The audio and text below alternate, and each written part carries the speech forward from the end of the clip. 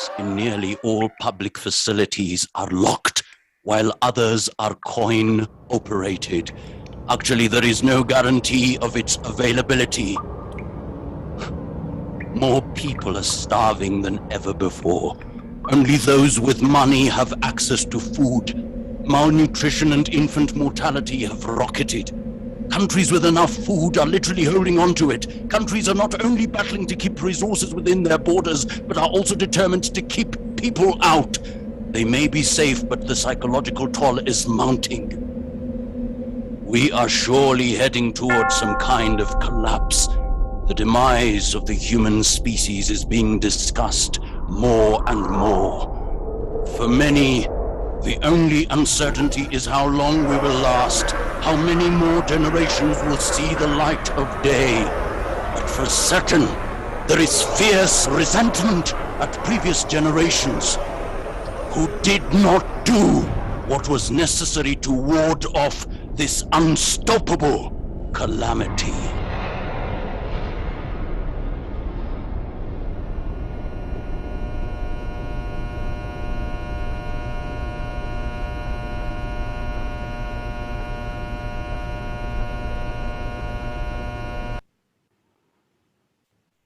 The future we choose. The future we must create. It's 2050. The moist, cool, fresh air. The countless trees everywhere. This is just amazing. Living on what has again become a green planet since the Industrial Revolution. In fact, cities have never been better places to live in. Whole streets have been reclaimed for urban agriculture and for children's play. Every rooftop converted to either a vegetable or floral garden. Reduced number of vehicles and creation of green envelopes have helped with cooling, oxygenating, and filtering pollution. Special thanks to the corporate donations and public money that funded the biggest pre-planting campaign in history. The forest cover worldwide now stands at 50%, with agriculture evolving to becoming more tree-based. We have become a technology-driven and bicycle-friendly world. Electric trains are replacing the vast majority of domestic flights. With fast electric cars, 3D printers, use of drones and virtual communications technology, the coexistence of people and nature has been enhanced. Most of our energy comes from renewable sources, with all homes and buildings becoming self-sustaining in water and electricity. Entire populations have leaped forward with improved sanitation, education, and healthcare.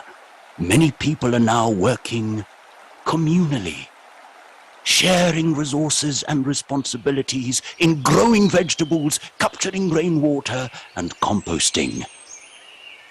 The disappearing of animal proteins and dairy products from our diets have made food production the cheapest ever. The biggest boon of all has been to our collective health. A huge portion of the costs of combating climate change were recuperated by government savings on public health. Governments have now recognized the worst effects of climate change. That awareness allows us to predict downstream problems and act fast before they become humanitarian crises. Economies in developing nations are stronger than ever, with unexpected global coalitions formed with a renewed sense of trust. For many years, we suffered from too much consumption, competition, and greedy self-interest. As a species, we were out of control, and the result was the near collapse of our world. But thanks to the youth movement, we finally realized that doing what is good for humanity goes hand in hand with doing what is good for the earth. Collectively as citizens, corporations, and governments, we began adhering to a new bottom line. Is it good for humanity? Whether profit is made or not, we had to be good stewards of the land and of one another.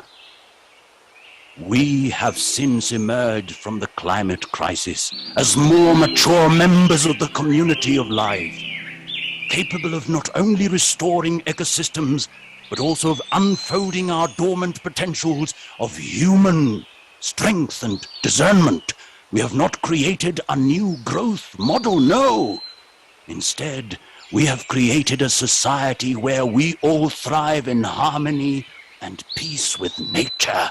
Indeed, this will remain our true legacy for generations to come.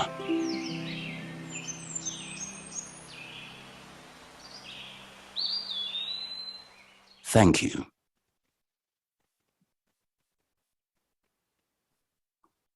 Wow. If we came to do nothing else but listen to you, Johnson, that was amazing. That is such a phenomenal, you are such a phenomenal talent, and you're putting your talent to a very specific need. And a lot of the things you're talking about are very real. So thank you very much for having me. But I just want to ask before you go, I know you in very many ways are a well-read, informed individual, having worked in the news and journalism circles before. Is there anything you have seen specifically that's happening in this world as far as climate is concerned that concerns you, that touches you personally? Anything at all as we move, before we move on to the next topic? Well, I think when I consider the Sustainable Development Goals, Goal 17, partnership for the goals, we cannot manage if some people are not part of it, if we do not see the goals as part of our personal lives. And once every person realizes, number one, no poverty, number two, zero hunger, and we continue on, then we realize all of us need all the goals in place. Then we say, together we can do it. That's how we're going to change this country, this continent, this world by 2030, hopefully. And then we enter 2050 in that world that we have created. Johnson Makazi, thank you so much for your time, for your talent, and for bringing to reality something that many of us don't think is as close at hand as it is. We appreciate you, bro. Thank you very much. Thank you so much. Well done. Well done. Ladies and gentlemen, let's move on to what the transition in a circular economy looks like as we say goodbye to Johnson, who has been such a phenomenal way to start this conversation. I think there's a couple of things we must think about and talk about as we discuss what having a real circular economy is. And I really want to highlight a couple of those things. The first one is that resource efficiency is key. Johnson has talked about it. He's talked about how we have to have better diets. We have to have a better sustainable or more sustainable way of using tools, a more sustainable way of using metal, whether it's cans of doom or perfumes or plates that we get in a restaurant. Really have to find a way to create a resource efficient society. And that's something we've been working on. There's currently construction being used that is demonstrating different forms of waste management and the like. And so there's a lot of work to be done in that area, but resource efficiency is one of the first things that really matters. Another one is, forgive my dogs in the background, is renewable energy and carbon-free generation. If you are watching the international news, you know for a fact that this has been something really, really big. And that's something that I want to discuss and highlight. We all need to find a way to make sure that renewable energy work makes sense for us. We have seen the challenges Kenya Power and Lighting has been facing in providing enough affordable electricity to all of us. So that's a bit of a challenge. I can guarantee that that's a big thing. We're also looking at entrepreneurship and innovation, which is something I'm very, very close to. It's something that is big in my heart. And I feel like that when we find a way for entrepreneurs to get involved in this new dispensation of saving resources, of implementing resources in the right way, we can really get some good things done. And so that's a huge one. Workforce of the future is what entrepreneurship is always about. We now know only 13% of the things kids learn in school today is applicable in the future of work, 13%. So even as we have children in 844 and CBC, 13% of what they're going to learn is going to be applicable in their future. So we need to find a future that makes sense for them. And that future is definitely not plastic. So creating those private-public partnerships, creating entrepreneurship opportunities for young people to be able to highlight what they can and cannot do, and finding a way to be more technologically savvy with the small things we have in terms of resources, very useful indeed. And also regenerating agriculture. So regenerative agriculture is probably the biggest thing, because right now We are roughly 8 billion people. By 2050, we will be 11 billion people, and we will be eating and disposing about 6,000 times more trash than we are doing today at the rate we're going. The planet can't take that. So looking at ways regenerative agriculture can gain traction and grow is extremely important. You may know some of these guys, Tambuzi is here, you may know some Sweet Tunda guys. They're taking what usually is waste and converting it into something very useful. And some of these trendsetters are some of the people we need to highlight because they are mostly entrepreneurs doing very useful work. And in fact, in a video you're going to be watching in a few seconds, we're going to highlight some of these organizations that are doing an interesting job and that we have chosen to call trailblazers because they are the ones who know exactly what needs to be done and they are doing it. And I think that's where it is. It is all in the doing and not in the saying. So ladies and gentlemen, let's walk into this video and see what they're able to do and what they have done with the products they have.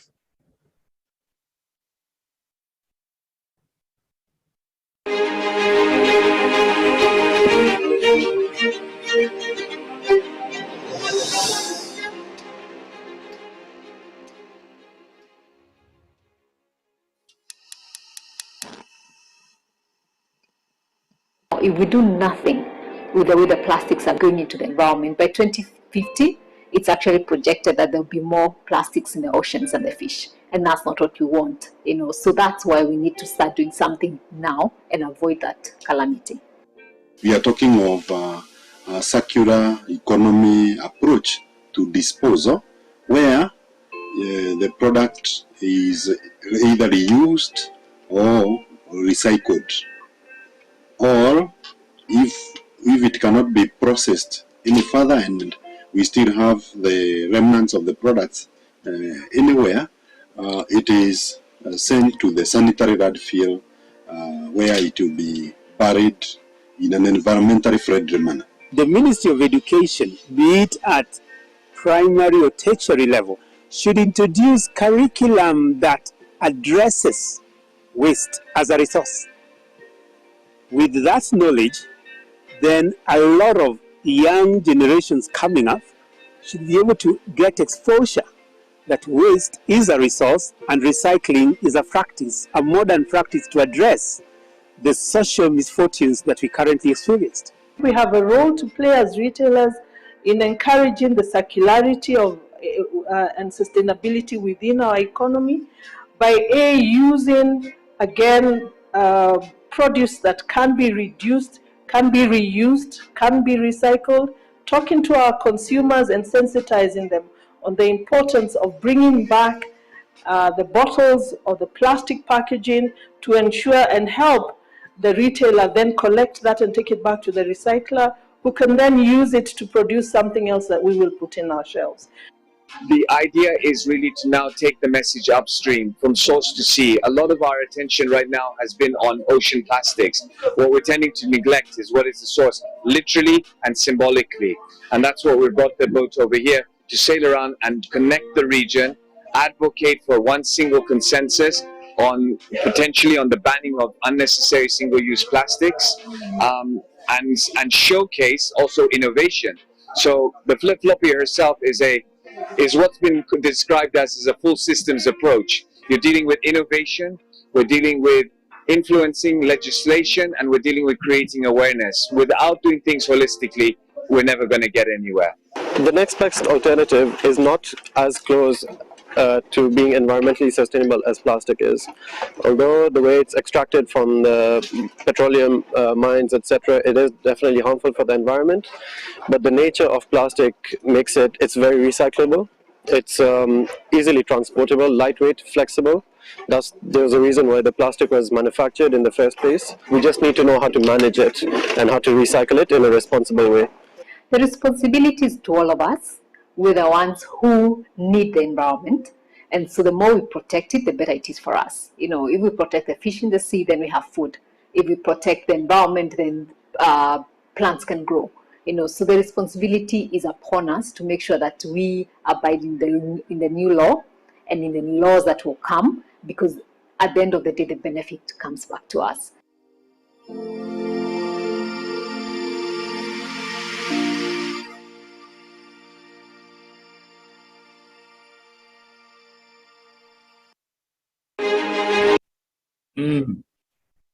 Yes, there you go. That was a good one. And I think it makes a lot of sense. You heard that. 2050, there will be more plastic in the ocean than fish. 2050. That's not very far. I mean, it's 2022 now. So it's a real issue, talking about it that way, because it's a very personal issue. If you have watched news, if you have seen anything anywhere on social media internationally, you have seen that there's been an increase of forest fires. You've seen that there's definitely an increase of extreme weather and temperatures. And you've also seen that there's an increase of a drought or floods in places that are crazy. New York had a flood very recently that was washing people out of their homes. And now we're getting into even more dire territory when we come into our own backyard here in Africa. It's a really big issue. I would like to introduce Mr. Ebenezer Amadi and to talk about the role of the private sector in making a change in that space. Ebenezer, do you have any thoughts on the things I've just said, and what do you think we can all be able to do from the positions and the places that we are to improve the situation, considering that it's not looking good at all, bro? But what are your thoughts on that? Let's hear you speak. Many thanks, Tony, for that quick introduction. And I would like to welcome everyone to our 6th annual conference, which is normally done on a yearly basis. This is our 6th conference implemented by Sustainable Inclusive Business, which is a knowledge center under the Kenya Private Sector Alliance. Honorable Martin Bro, the Netherlands ambassador to Kenya, His Excellency Henriette Geiger, the EU ambassador to Kenya, Mr. Kiriako Tobiko, Cabinet Secretary for the Ministry of Environment and Forestry, represented by the Chief Administrative Secretary, Honorable Hamed Elmi. Our partners, ladies and gentlemen, Jambo.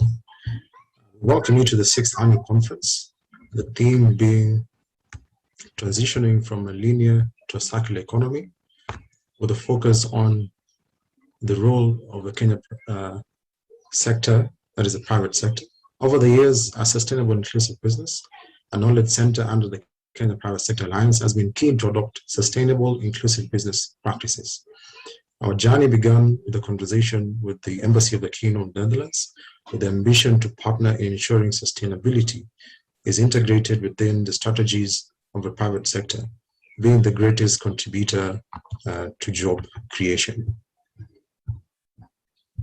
As a private sector, we are keen on programs to improve our environment sustainability. The phrase business as usual is not something that we want to continue with. Climate change is a reality.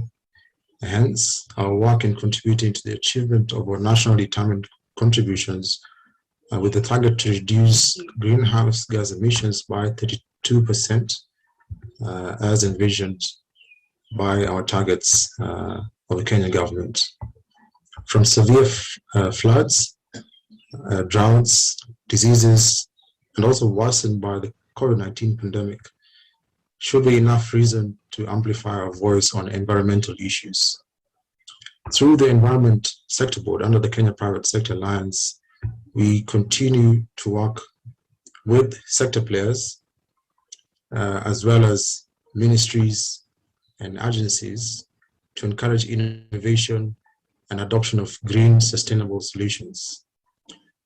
Some include the discussions we've had under the National Climate Change Action Plan 2018 to 2022, the Green Economy Strategy and Implementation Plan, the Sustainable Waste Management Policy and Bill to spur circular approaches to waste management, amongst others. Today, we are happy to unveil an initiative by the private sector and other sector players that integrates innovations and works with ambitious targets, as well as aligns to the existing regulations to support the achievement of such targets, to increase the recycling of plastics to 30% by 2030, as envisioned by the Kenya Plastics Action Plan. We are grateful for the partnership we have built over the years, including the Embassy of the Kingdom of the Netherlands, Ellen MacArthur Foundation, West Resource Action Program, that is DRAP UK, FCDO, and various ministries within the Kenyan government, including the Ministry of Environment and Forestry, Ministry of Water, some of which work closely on matters environment. At CAPSA, we have integrated green business environment reforms in our advocacy blueprint and national business agenda, and are championing initiatives such as the extended producer responsibility, segregation of waste at source for recycling, and awareness creation on climate change and adoption through the Climate Business Information Network. At Sustainable Inclusive Business, we would like to encourage the private sector to join some of the initiatives that we have, especially looking at our conservation of the environment, which is a key part as businesses within the Kenyan economy.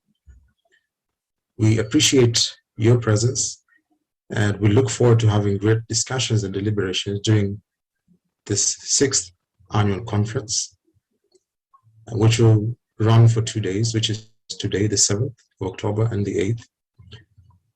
So thank you so much for joining us, and let's continue with the conversation. And karibuni sana. Ebenezer, asante sana for that. I super appreciate your thoughts and your feedback. I think there's a lot of people here who are also speaking on the chats that have a lot to add to you. Alan Dixon, Andreas Hellman, Lucy Washera, I see you all, Aruna Vasani. Very cool. We're going to be picking all of those. I'm asking you to go into the chat and put in your information. I see Nancy Ogonja from the East Africa Wildlife Society. She's the ED there, Executive Director, has put up her details over there. This is an opportunity for us to network and have that conversation. So please, even as you are having something to say, it would be nice to say it on the chat and then add your information so we can get people to connect with each other and have conversations. But moving forward, let's listen to somebody from the coast, a place that definitely struggles more than other parts, because a lot of the work from the ocean ends up where Naftali is around. They are the guys who, you've just seen a video of how they put together some slippers and put something in the ocean to show that, you know, definitely single-use plastics can do more harm than good, and we should find a way to ban them. So I'm going to be waiting to hear what Mr. Naftal has to say. Naftal, I see you there in your T-shirt. Tell me, Bana, what's the story? Give us your conversation. Let's hear you. Thank you, Tony, for having me. Yeah, I would like to belabor the point that circular economy is the new frontier of job and wealth creation, as there is immense opportunities in waste management that remains untapped with youths, and youths can take advantage of this. And Kenya, Mombasa in particular, because of its high youthful population, has a major role to play in this newly found gold mine because of our traditional way of reusing items uniquely set us apart in the circularity concept. And I would like to say that it's a journey that we began as a group, Roadside, and we would like to thank the Kenya Private Sector Alliance, what they're doing in the grassroots level in terms of awareness creation in value of waste, and they are promoting lots of sustainable development agenda. And the circularity inspires young people to work for the social good. It's a chance for us as youth to take charge of our lives in a positive way by being creative, innovative, and resourceful. Actually, I normally tell my group members that it's an opportunity for our generation to re-engage with our future. And in the wake of this pandemic, which has ravaged most of the economies in the world, the outlook looks bleak, but in terms of increase in unemployment, depletion of resources, inflated costs like what we're experiencing now, the fuel cost is really rising. And the development of circular economy, therefore, is central to reducing damage to the environment and developing a positive change. So what needs to be done? I normally encourage the Kenyan government should adopt an action plan to help accelerate the country towards a circular economy. And in this, it should capture the ideas of young people to help inform its own national vision towards a circular economy. And I'd like also to commend KEPSA again in what they're doing in our grassroots level by coming up with what can I say, incubation hubs. Like we have here at the coast, we have Close the Gap Hub, which helps a lot in terms of recycling. They can come up with eco schools. Also, I would like the government also, I'm just reaching out to the government to help financing to stimulate businesses that are already into the circular economy, and also maybe startups can crop up from there. So I'd just like to commend also the government and its partners to provide adequate support and development policies that will encourage young people to aggressively venture into proactive inventions. Thank you.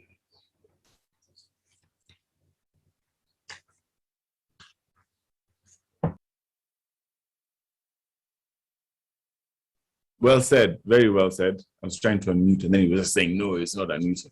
Asante sana for that. I have a question for you. If I come to you and I ask you what I can do, I'm not KEPSA, I am not the government or supported by the government, what would you tell me to do as a young person? What are you telling the people around you? Even as you tell them to, very cleverly said, re-engage with their future. What are you saying? What are you saying they do?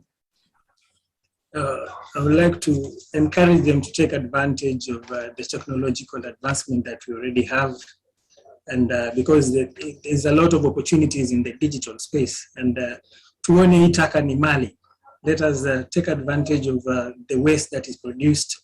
Like the projection of the waste here in Africa is almost 3.4 billion, more so into the e-waste, whereby there are a lot of minerals found in this e-waste rather than them mining new minerals. We can tap into these wastes, like we can find gold in most of our computer parts, so that they can make advantage of this and make money out of it. Nice. I like it when it's nice to have KEPSA and the government to do things, but it's also nice for us to be able to, start our own thing. There's a lady here, Carly, who does Mama Toto cloth diapers, and they're cloth diapers. And there's a money. You remember earlier, we used to have those when we were small. Our parents used to use cloth diapers. Sometimes you have to bring some things back so that they can be able to be more sustainable. So those are the things I like, that when somebody's giving me a solution, they actually give me something I can do from where I'm sitting. Asante sana. It is good to see you, and Naftali, it's very nice. We're going to keep going. Brian Gisore is here. He's the secretary of NWPA, Nairobi Waste Pickers Association. It's very important to integrate the use of products and their waste disposal in a single place. So let's see what Brian has to say. Brian, do you want to give us some feedback, some insights on the story of waste management? Hello guys, hope you are hearing me. How are you? Very well, we can hear you loud and clear, good sir. And the letter for that. Okay, thank you. So I'm Brian Gisore, Secretary of Nairobi Waste Speakers Association. So Nairobi Waste Speakers Association is an association of people who are collecting recyclable waste around Nairobi. And many of the time is that the Nairobi people don't recognize the waste pickers themselves. And the waste pickers are the backbone of recycling and the backbone of cleaning around the city and the places. So we came up together to form the association, and it has been really helpful to other waste pickers around. We have over 2,850 waste pickers as registered association members. And coming with these plastic packs, it will really help, because at locally, the plastic is really have a lot of brokers who buy them, and they buy them at a throwaway price. Like PET at the moment, many companies are not taking it. They are buying it at 4 shillings. And you can imagine, for someone to reach 1 kg of PET, then go and sell it at 1 shilling, it's like throwing away price. And you find the broker is not linking the waste picker with the manufacturer or with the recycler. So I'm sure on this being on board on the plastic packs, it will really help the manufacturers, the recyclers, and also the policymakers to have good implementation laws, because we'll be having waste speakers on board. They'll be telling you the challenges and they'll be informing you on how to do things on their way. And also at the moment, hard plastic is being bought at 25 shillings. Then mix is plastic and metal is being bought at 20 shillings. So it's really a throwaway price. And I'm sure if a recycler is on board here, he can say the truth that they are buying the plastic from the brokers at 50 shillings or at 60 shillings at most. So you find that these guys are eating on behalf of the waste speaker. So I'm sure if we come together, we will be having a great implementation, and having us on board, it will really help you guys to implement and trickle down information to the ground, because we are the ground people and we will help you to implement everything. Thank you, and join us as Nairobi West speakers. Thank you, Kenya Plastic Pact. Thank you, KEPSA, for also reaching out to us and doing everything. And thank you again. Thank you. Thanks, Brian. I appreciate that very, very nice. I think the thing that stood out to me is that you're doing something, even with all the help you're getting. And I know that the resources you don't have, you are actually doing a lot, and that's fancy. And I want you to know that that's appreciated.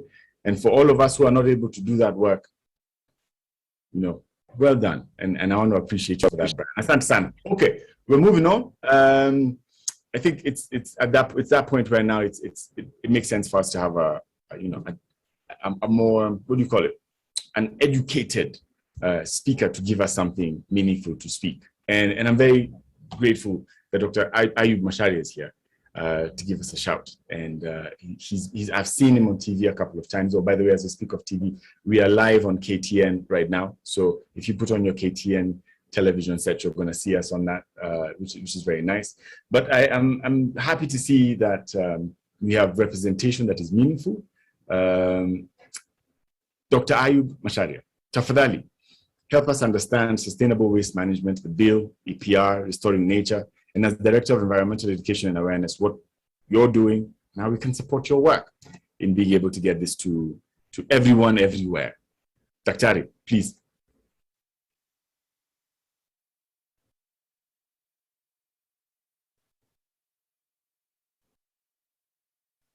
Karen, are we seeing Dr. Ayub here?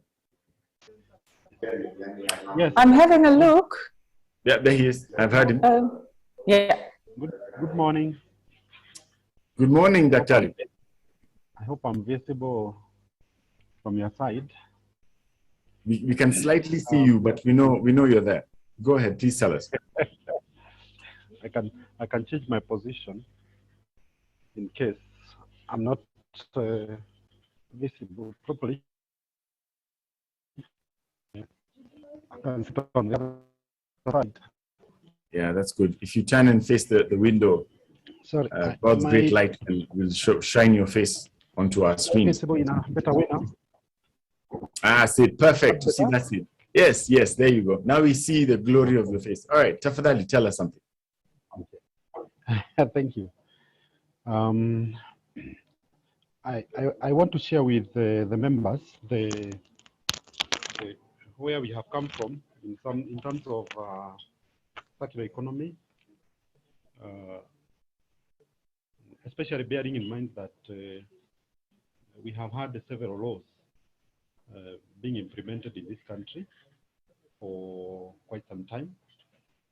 You all recall that in 1999 we had the Environmental Management and Coordination Act enacted, which created NEMA in 2002. And since then, we have had issues with waste management, especially. Our country has been dirty. And this prompted further discussions, especially on plastics, until in 2007, we had the excise duty that was imposed on the private sector, players in plastics, and 2008 there was a ban on 30 microns plastic. And since then we have been engaging on this platform. Remember the law has been there, and even now as we speak, we still have a challenge with littering, where we have a lot of dump sites in the wrong place. And our people are still throwing waste out of their windows when they are traveling in vehicles, and that's where we have litter. So where is the problem? The problem has been that we have had a linear system of waste management where you use something, the waste generated, you throw it away for the county government to come and pick it and manage it. People don't mind how it will be managed. And normally what happens with the county government has been that it is taken to the dump site and then it is buried there and forgotten there. But we have seen that where we would have hoped that the waste will degrade, it is not degradable, and it has remained with us, especially plastics and other waste that is not. In 2019, the ministry started the process of developing a policy and a bill on waste management. And what the ministry decided is that we are not going to have the business as usual. And so the ministry developed a policy that embraces circular economy. Circular economy is where before you throw away something, you make sure that you have extracted all value from it.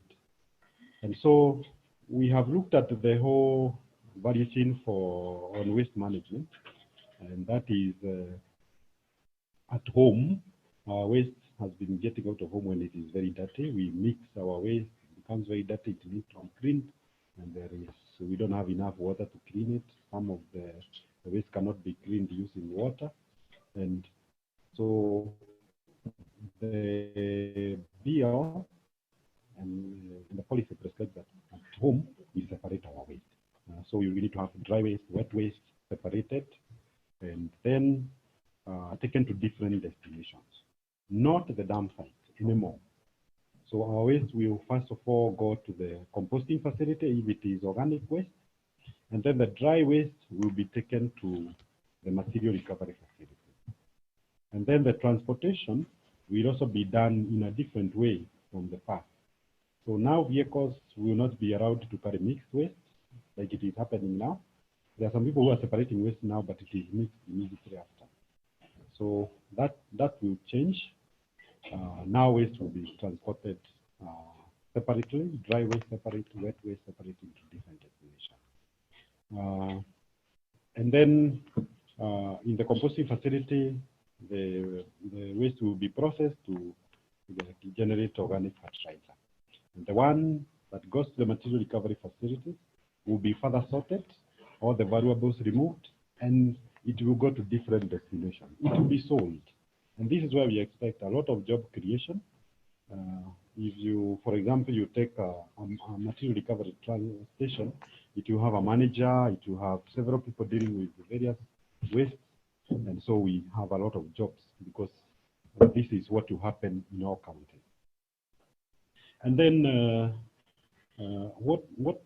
we have therefore legislated that through the bill that is currently in Parliament, and it has gone through the first reading, and the public has been notified to give comments, and they have done that. And we expect that the bill will be discussed soon, second reading, and we are very hopeful that it will go through very quickly. The policy has also been approved by Cabinet on February this year. So we already have a policy in the country in terms of waste management. We have gone further to also develop extended producer responsibility regulations. This will deal with the recyclables, the different kind of waste that are harmful to our environment, and we would like the private sector not just to place things in the market, but also think about post-consumer level of their products and the waste generated. And for this regulation, there will be further resource mobilization from the private sector because they will be required to come together. The regulation provides a framework for private sector to come together and develop mechanisms together to handle. They are able to collect. They facilitate collection, transportation, and processing of that waste. Dr. Macharia, allow me to interrupt you and ask you to do two things for us. It seems like we're having some network trouble. Than before, when your volume is very low, Dr. Facilitating now have the because they are the ones who know what is in this product. We don't expect the county to even how to manage it post use. So that is the other regulation that we are finalizing, and we have done a lot of consultation with the private sector and the public, and to be in place soon. So why are we doing all this? It is because our ecosystems are clean. So for us to do that, we had to put in place mechanisms. Although we had the Environmental Management and Coordination Act before, it was not sufficient because it supported the linear system. Now we have the circular system supported by the new bill that is in Parliament, whereby it will be the responsibility of everybody. At home, segregate your waste. And then it is the counties ensure that the waste is transported properly, and then at the material recovery station, the waste is further sorted. And then the private sector provide money so that whatever you generate, the polluter must pay for that waste. So what we hope to achieve is that our ecosystems will not have waste littering around. You have a clean and healthy environment. You have a lot of jobs created, and that way our waste will now become a resource. We will be extracting materials for further use, so that we also don't mine. We don't go to our ground to mine more resources. We will have additional resources available instead of before, where they were dumped in the dump site. So that is what we have done in circular economy. We hope that we will extend the same concept to our other resources, including wastewater management from now on, because we have finalized the one on waste management. Thank you very much. Asante sana Daktari, that's phenomenal. We struggled a little bit with your voice, but we did hear most of what you said. We're very grateful to that. And it's good to see that government is actually doing something and we can support it in this fashion. I know you've talked about fundraising, you've talked about private-public partnerships. Can I ask, before you leave us, do you have any specific case studies? Do you have any success stories that you want to just highlight for 2 to 3 minutes that have been meaningful? I'll ask you again the question. I don't know if you can hear me. Daktari, can you hear me? Yes, very well. Okay, good. I was asking, are there any success stories that you want to highlight, just maybe 1 or 2 for a few minutes, for a minute or two, that show us a good public-private partnership that has promoted the environmental agenda based on the work that you have been doing in government? Well, there are several examples. There are several. Just one will do. 1 or 2 will do, just so that we can be able to understand how to do it.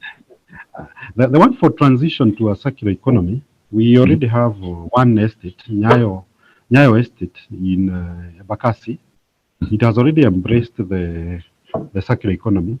And what is happening is that the households, the house girls, the house managers, they have been trained by their employers to segregate waste at the kitchen. And that waste is taken to special rooms outside the residential area. And so everybody brings their waste to that facility when it is sorted. And there before, they used to mix everything together, but now they don't. And they have started selling and making some money from that waste, and that money they are using it to supplement the other the other expenditures they make, like on security and other aspects, so that if that continues, then they will generate enough money, and the residents will not be paying for security, but they will be paying using the money they get from selling plastics, selling paper, selling glass, because they have already started doing that. And we visited them the other day, and they were very proud to explain on what they are doing, and you could see even the house at household level, they're excited about it. Asante, Daktari. Agostino Loibon says we had struggles with your audibility, but he said that you're talking about some very important things and that your incentives should be shared. Is there anywhere online, is there anywhere, an office building, people can be able to come to access this material and be able to understand or know or have clarity on projects like the Nyaya one you've mentioned or others? Yes, we have these examples. I know, like the SIB has those examples. Even the ministry, we have several resources available on what is happening in the circular economy in the country. Okay, super. Thank you so much, Daktari. We're very grateful for your time. You have really given us a very good example. Jonathan thinks so as well. I'm going to get into some of the conversations we're having for 5 minutes on the chat, and I'm going to hope that that all our previous speakers are available for a few minutes so we can have a chat. Andreas Hellman has said a lot. He said a lot on the chat, but he was basically saying that we need a solution that that focuses on improving waste picker income. So it's true. I do see that there's some challenges there. Hey, Andreas, I'm going to read yours and then summarize it because it's a lot. But I see Grace Vasala there. She's a landscape architect. She's talking about DIY spaces. Yes, one of the biggest carbon emitters is homes. Apart from cows, is homes. Thomas Jansen from the Danish Embassy is here. Lucy Washira, as part of plastic, we have this bottles of wine and spirit plus diapers and masks all messing up our environment. We agree with that. I see Nancy Simon. Good morning. She's from Makueni County Government, and she's looking forward to spending time with us. She's put her email over there. Peter Skelton is here as well, from the UK, from RAP. John K. Barre is here. He's speaking on what Dr. Ayub has put in there.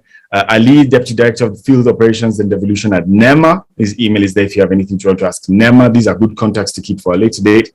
And there's more, very cool people. I see Mikhail, his Kenyan News Agency, who's here. Gladys is here. Mitesh is here from the Streamline Recycling Company in Kisumu. I also see Willis Ojwang, and he's from Bidco. We've always had some great support from people at Bidco, including the Marsha, so that's very nice to have. Alex Disson, Leslie is here. There's a lot of good people. So very grateful for the time you're spending with us. As I said before, we're on KTN.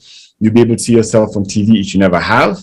And Karen, just as we spent 3 minutes before we invite one of our main speakers today, what is your feel from the last 20, 30, 40 minutes of conversation right now? What are you thinking? What is in your mind, Karen? Thanks. Yes. As what I mentioned in the opening, I think we're already on the way. Like, there's a lot of action happening. There's policies being put in place. There's really a big difference every year on where we are in the circular economy in Kenya. I think what people are looking for is how to bring it together, how to actually work together and implement all those solutions and activities in order for it to have the right impact. So we can do something on one end and we can do something on the other hand, but if they're not linked up, it might not have the same effect.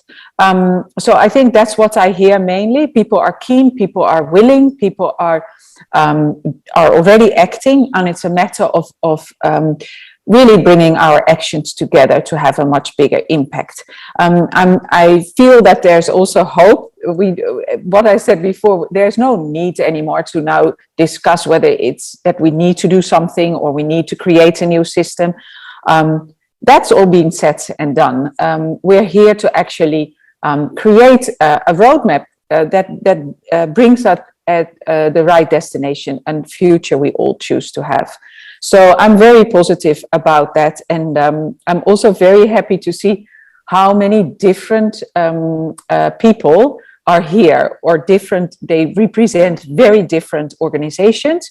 So from very big corporates to people on the ground that try and change in their near surroundings, their communities. So we have everything in between: small and medium enterprises, just startup, entrepreneurs, government representative, community-based organizations. And I think that's also a very positive signal, that it's not just a conversation we're having as businesses, or it's not just a conversation we're having as communities, but we're all in it together. So that's what I got out of the first hour, actually, already, of our 6th conference on circular economy. Thank you so much. Nice. That's definitely you're getting the meat out of the event.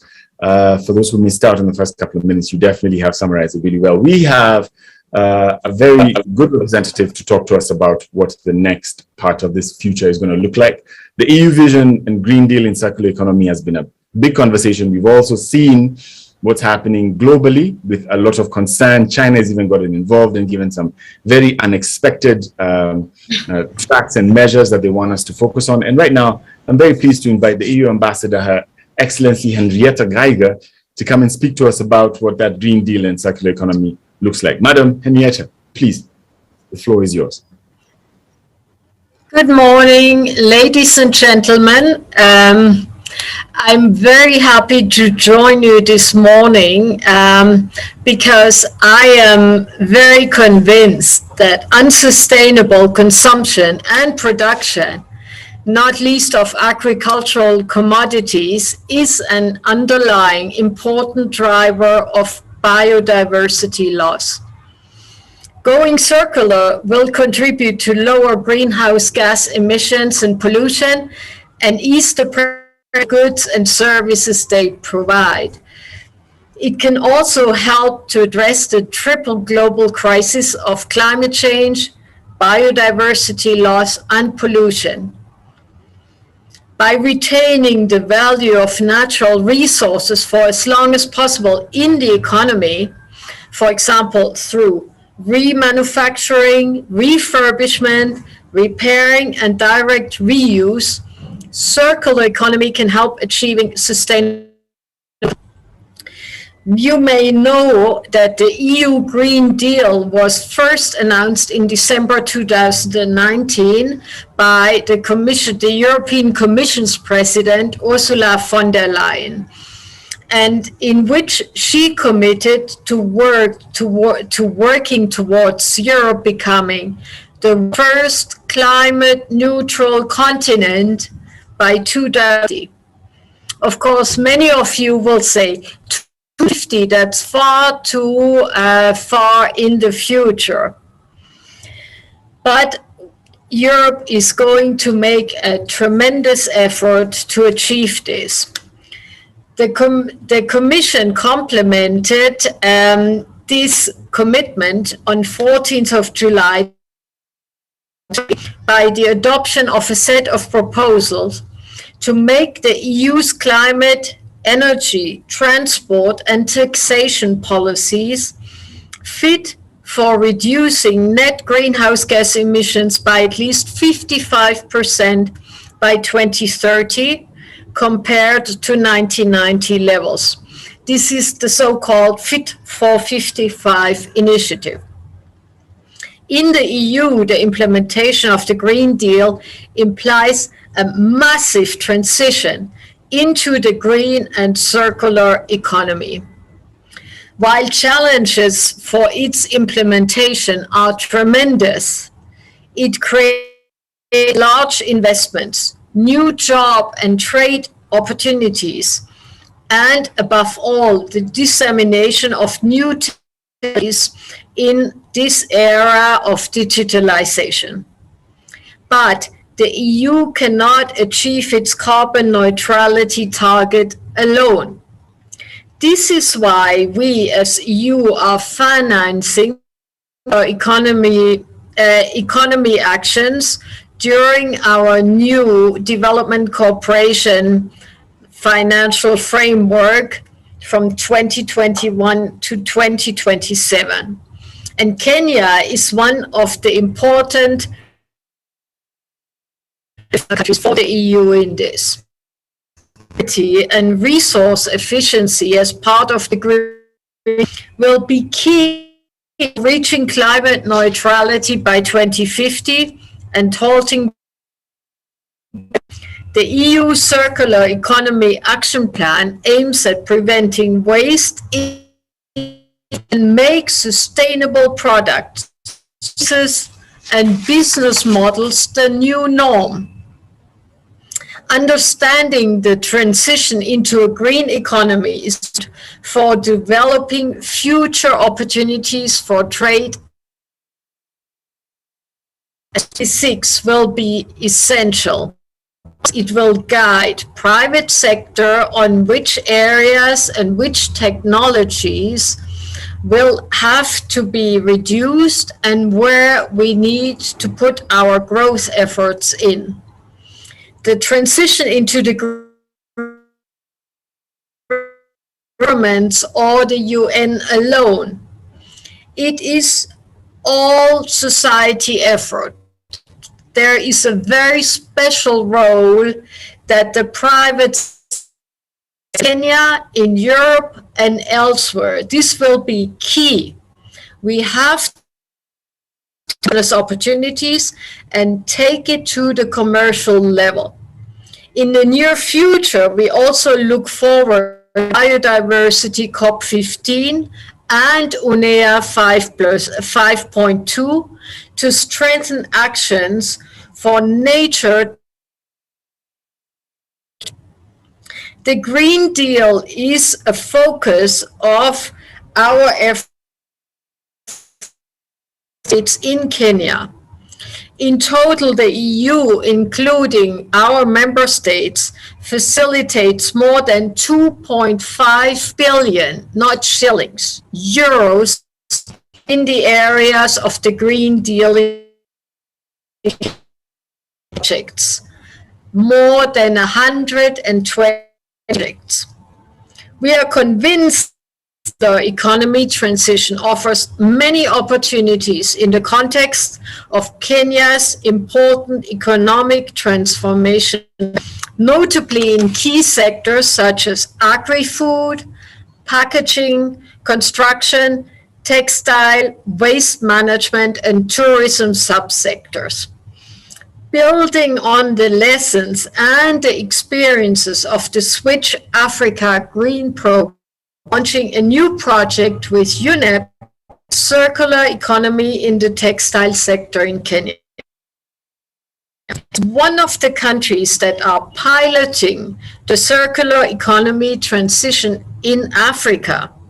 And Kenya has adopted an ambitious new set of policies and legislation to enable and support this transition. And Kenya has recognized the to mobilize economy policies in with the biodiversity crisis. We understand that the Kenyan government's waste will very soon be published, and we welcome this and look forward to seeing it endorsed as a keystone towards the Sustainable Waste Management Bill. Several of our EU member states have been involved in the impressive work on extended producer responsibility in shore in Kenya. What is particularly promising is the strong on EPR from the private sector. We are very happy about this. It will be important to up this momentum and bring the EPR into actual implementation. Gazetting the EPR regulation will be a strong signal to investors and partners and will surely attract the kind of green investments, both domestic and from abroad, that Kenya would like and need. The access to green finance is key. That's why the EU facilitates finance opportunities through our European Investment Bank, the KfW, FMO, AFD, in collaboration, of course, with our regional partners. I mentioned, let me strongly welcome the fact that Kenya is among the 12 countries that have joined the Global Alliance on Circular Economy and Resource Efficiency that was launched in February, the so-called GASERE.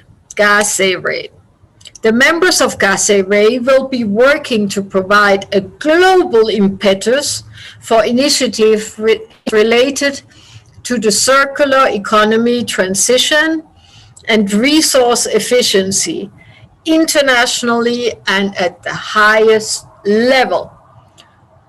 On plastics, we strongly believe in the EU that efforts at global level based on circular approach to plastic to combat the problem, and that a new global agreement on plastics remains the only efficient, effective, and long-term response that will bring us results.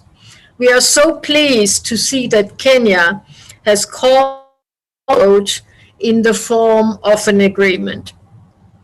Finally, allow me for the new Pact on plastics serves as a good example to other countries and hopefully will bring us closer to global action. We are in this all together. These are very challenging, but also exciting times, full of opportunities if we have the courage. But the precondition for this is that we all work together to bring about the progress we need. Count on the EU as a strong partner and advocate for the circular economy. Thank you very much, and I wish you all the best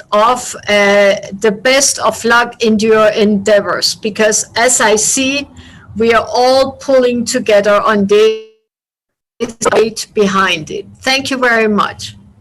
Thank you, Madam Henrietta Geiger. Thank you so much for your good input.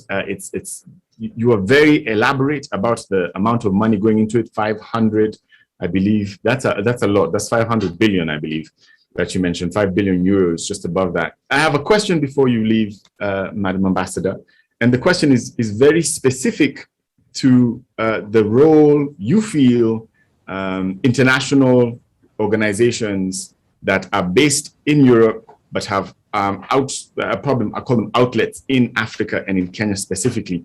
If the rules that apply in the EU should be and can be indeed extended to the companies, because we find that the standards that the EU have, which obviously are very high, are different standards than the ones we have here in Africa, and a lot of that has to do with of profit, trade relations, and on all of that.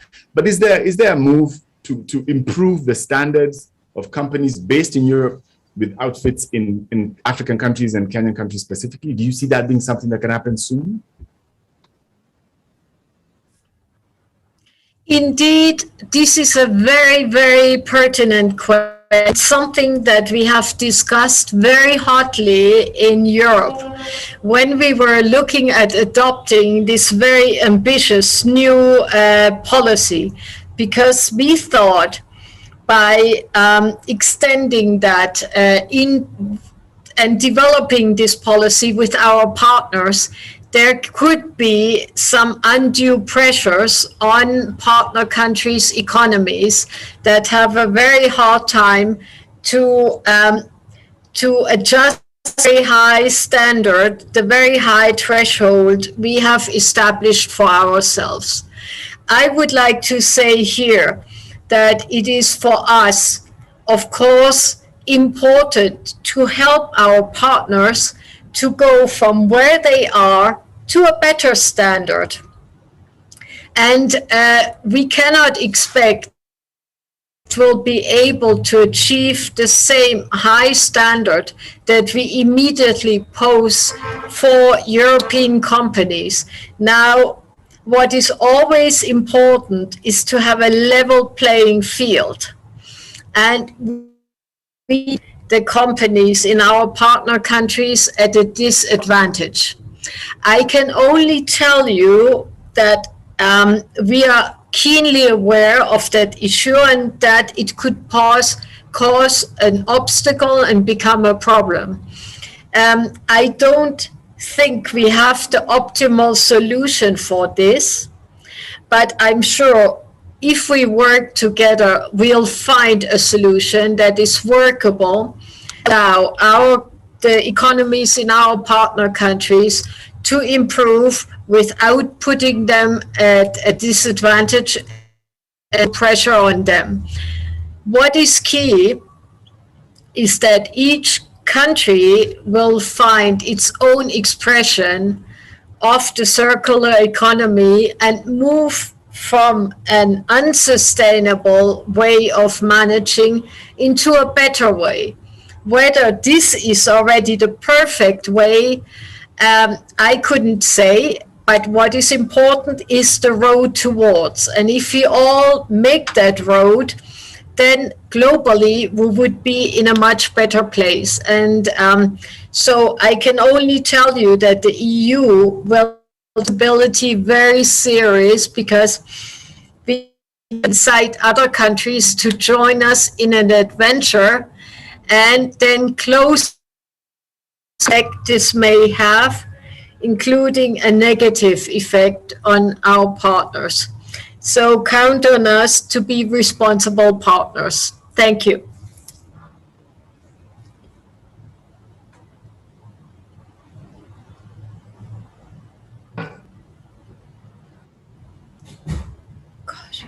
My microphone keeps muting itself. I apologize. That's an excellent answer. Thank you so much, Your Excellency, Ambassador Geiger, for your conversation, for answering the questions, and for being here with us to tell us what the EU is doing and how it's doing it with our African partners, because we know that in less than 20 years, we'll have the largest workforce in the world, we will have the youngest people in the world, and we'll have the fastest growing economies if we don't have them already in the world. So being able to think fast forward is a wise move on Europe's part, and we appreciate you for making the time to do that. So Karen, I want to invite Karen back again after this very good conversation, to ask you, Karen, what your thoughts are on plastic, and take us forward. Tell us what the story is. Yes, there's more exciting news about how to work together. So I would like to highlight.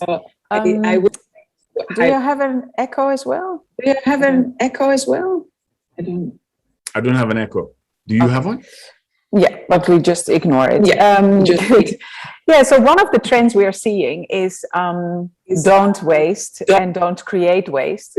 And why is it so important that we focus on the plastics? And we should focus on all material streams, but why is that plastic so important? Because it's all around us.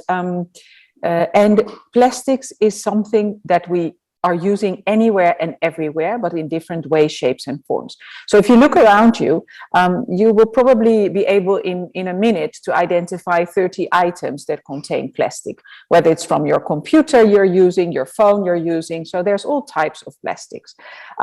So everything, your cable. So to get completely rid of it won't be possible, but to deal with it in a very different manner, that's something we can do together.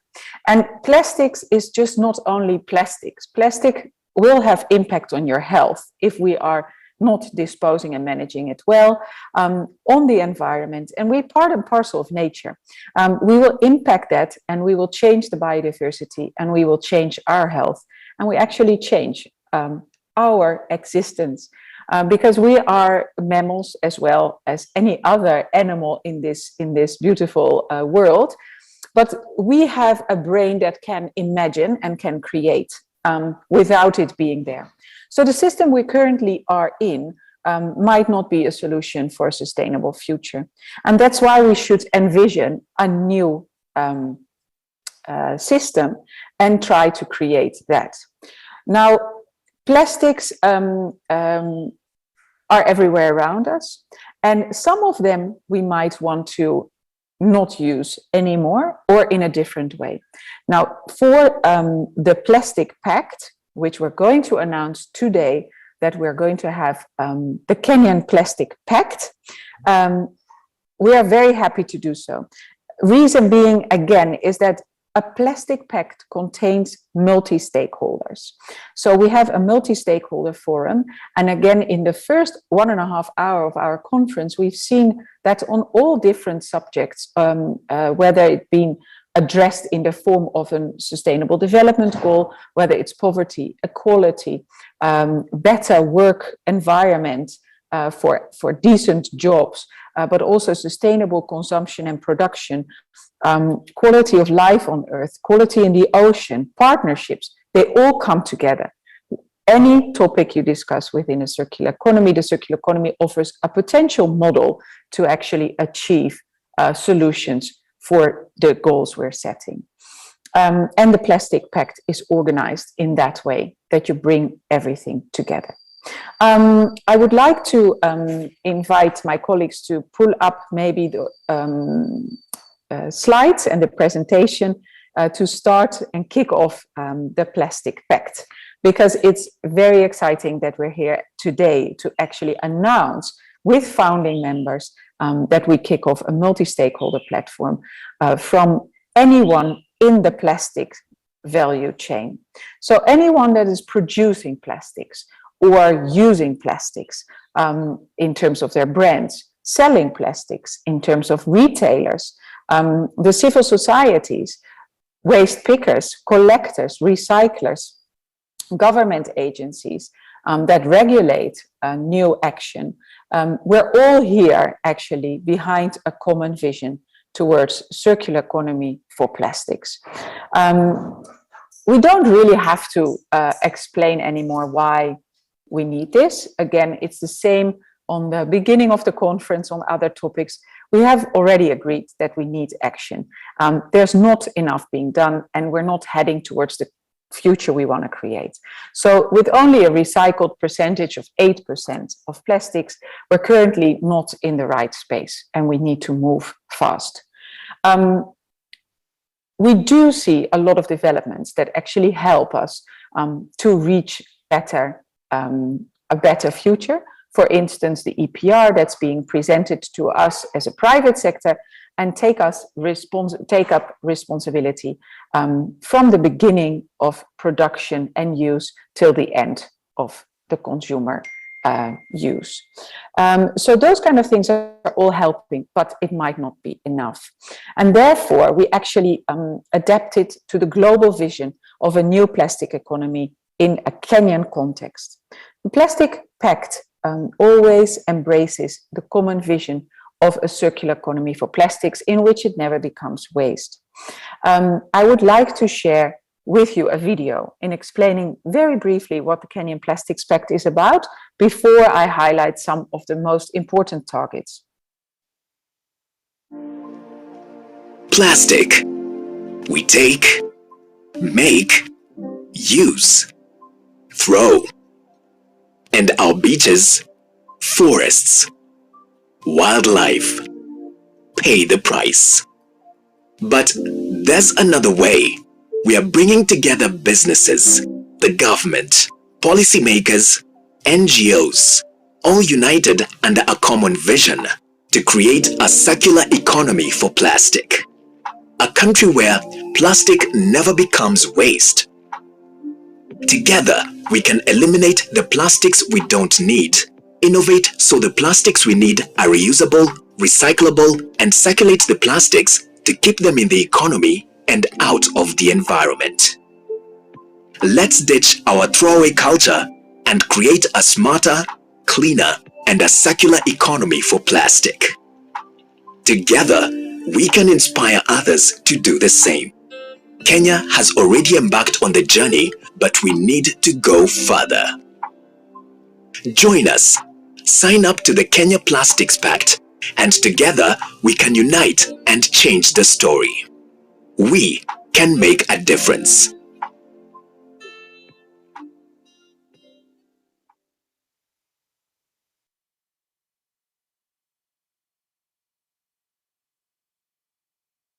Thank you. So that's a small introduction, and it already highlighted 3 key elements of what the Plastic Pact is going to work with.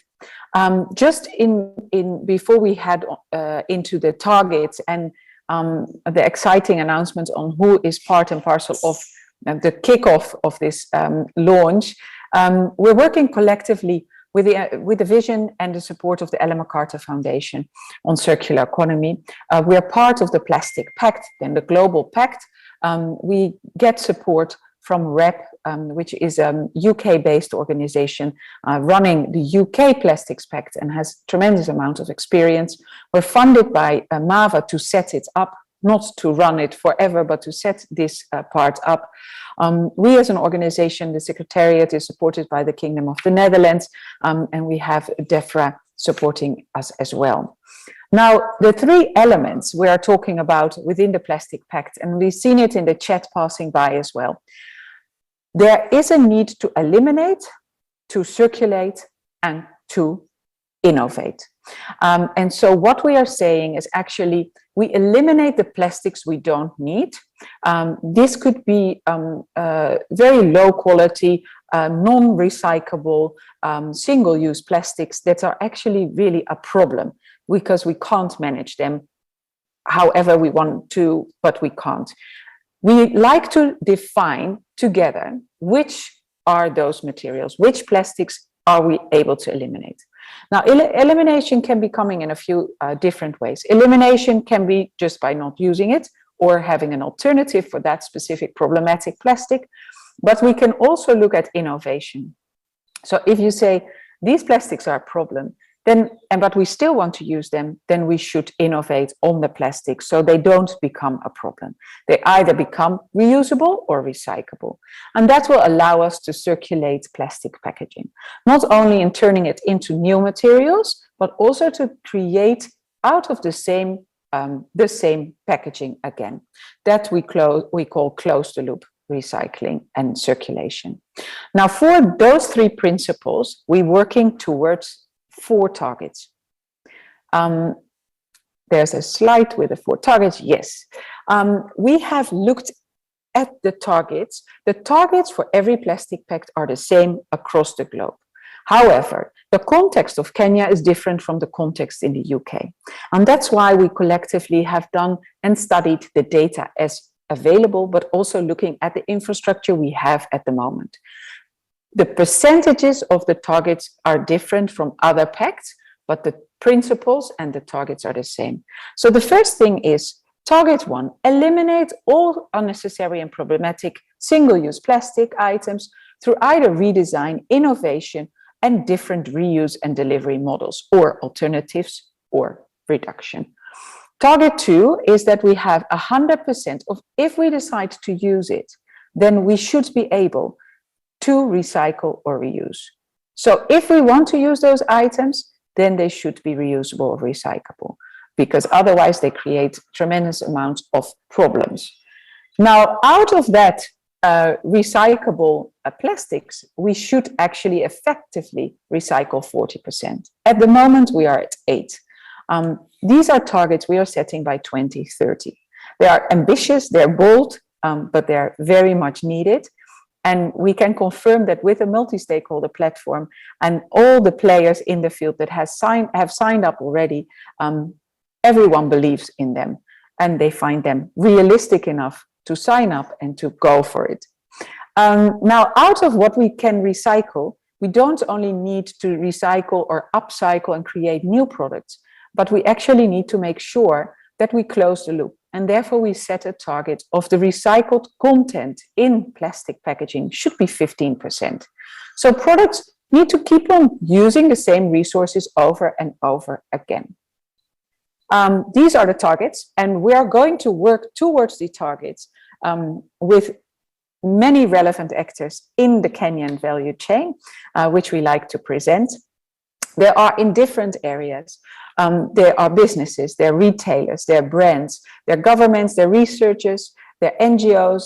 We have the informal waste sector players, civil society, and technical supporters. So let's see how we can all build a roadmap and an action plan that is going to drive the targets we have set. These are, and there's no drum sound available, these are the, we have to go back to one slide. I just want to give you a glimpse of the people that are the founding members of the Kenyan Plastic Pact, as you see. And so we have Bitco, Coca-Cola, Biofoods, Florensis, CAM, KEPSA, the Retrack Association, WWF, Together for Better, KEPRO, Tiranjani, Ajira, Petco, the Nairobi Waste Pickers Association, Empower, Recycler, E-Cycle, Taka Solutions, RINS, VINS, SIL Africa, Base Titanium, Eco World, We Center, and also T3. Let us do a proper introduction a little later in our launch. I would like to introduce Thais. She's from the Ellen MacArthur Foundation. I'm very happy that and proud that we, as the Kenyan Plastic Pact, we are the number 12th of the pact globally, but we're only the second one in Africa after the South African Plastics Pact. So we're very, very proud to be part of that and collectively embracing the Ellen MacArthur Foundation vision. So Thais, please share with us from the Ellen MacArthur Foundation how you like Kenyan to develop the pact. Yes, thank you, Karen. Hello, everyone.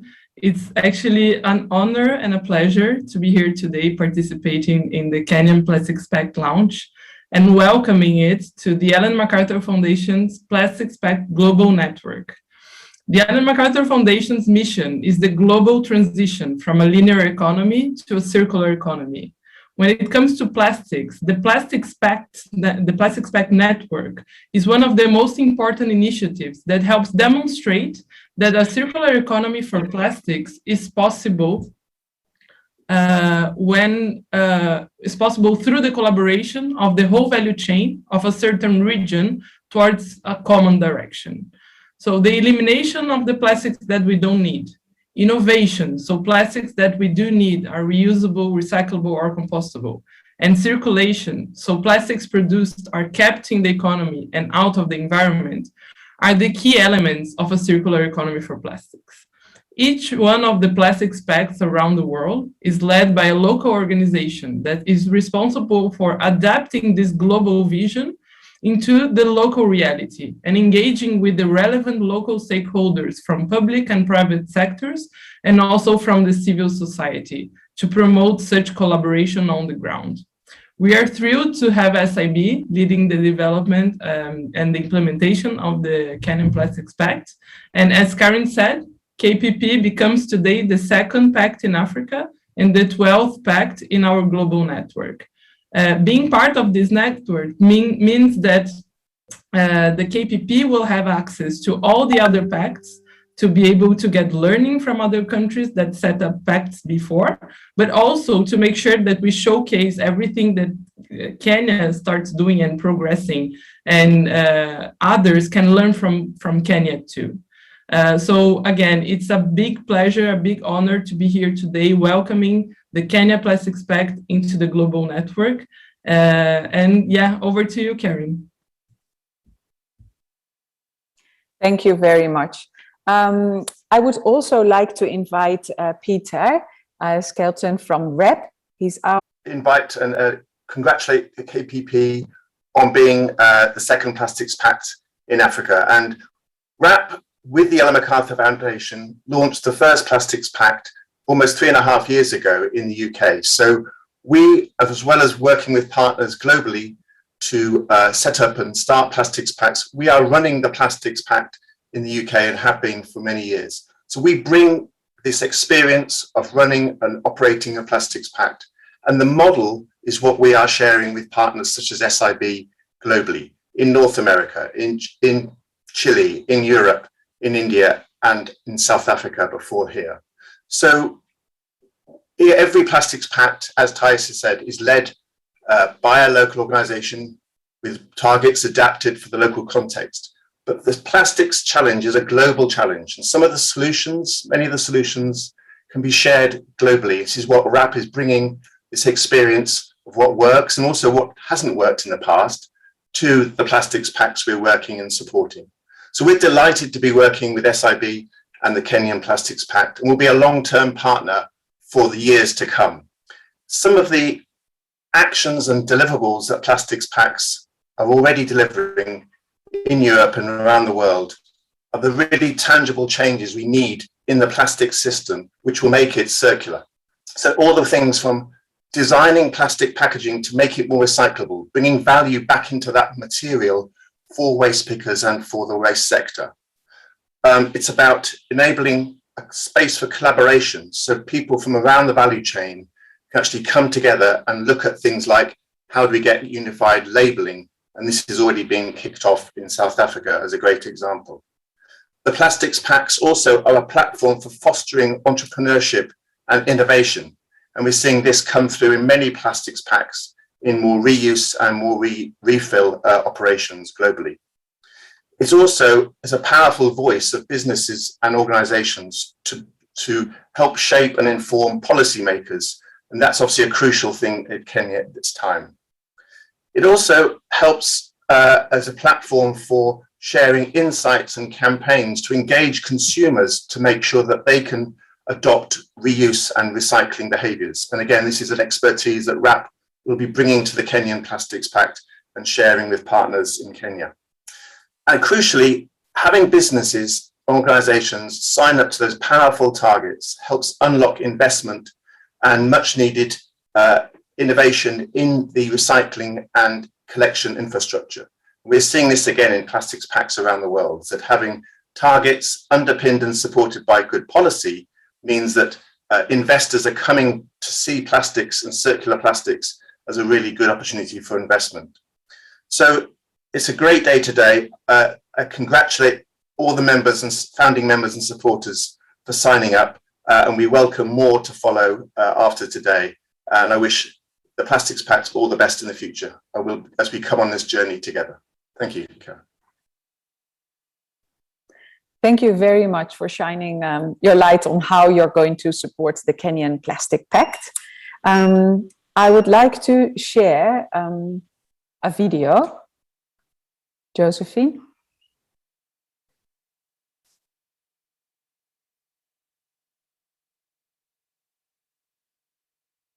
Yes, which will need maybe a small introduction by the artist creating it. So it's an art impression of where we are now and where we want to go. And we still have the bar under it, so we can't see the bottom.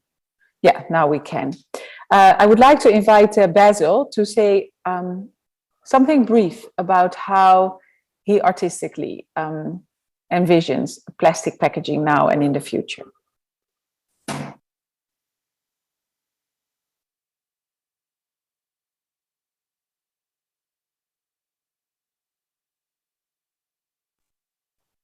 Ojin, are you there?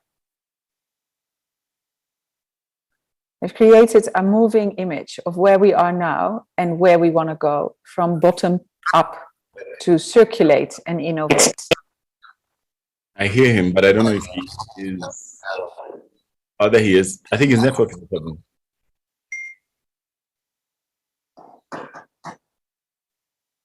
Created specifically for the Plastic Pact, to look at Kenya now from landfill to a circular solution.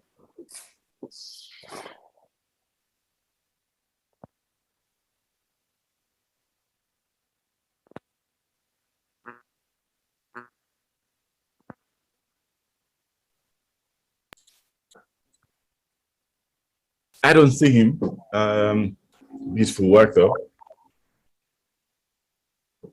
Okay, then we will move on to listen to words of encouragement of the Ministry of Environment in Chile, where they also implemented the pact. And the great thing is they also have initiated a circular economy office in the Ministry of Environment. So let's listen to some words of encouragement from the Chile Pact. Greetings from Chile. I'm Guillermo Gonzalez. I'm the head of the Circular Economy Office at the Ministry of the Environment. Welcome to the global network of Plastics Pact.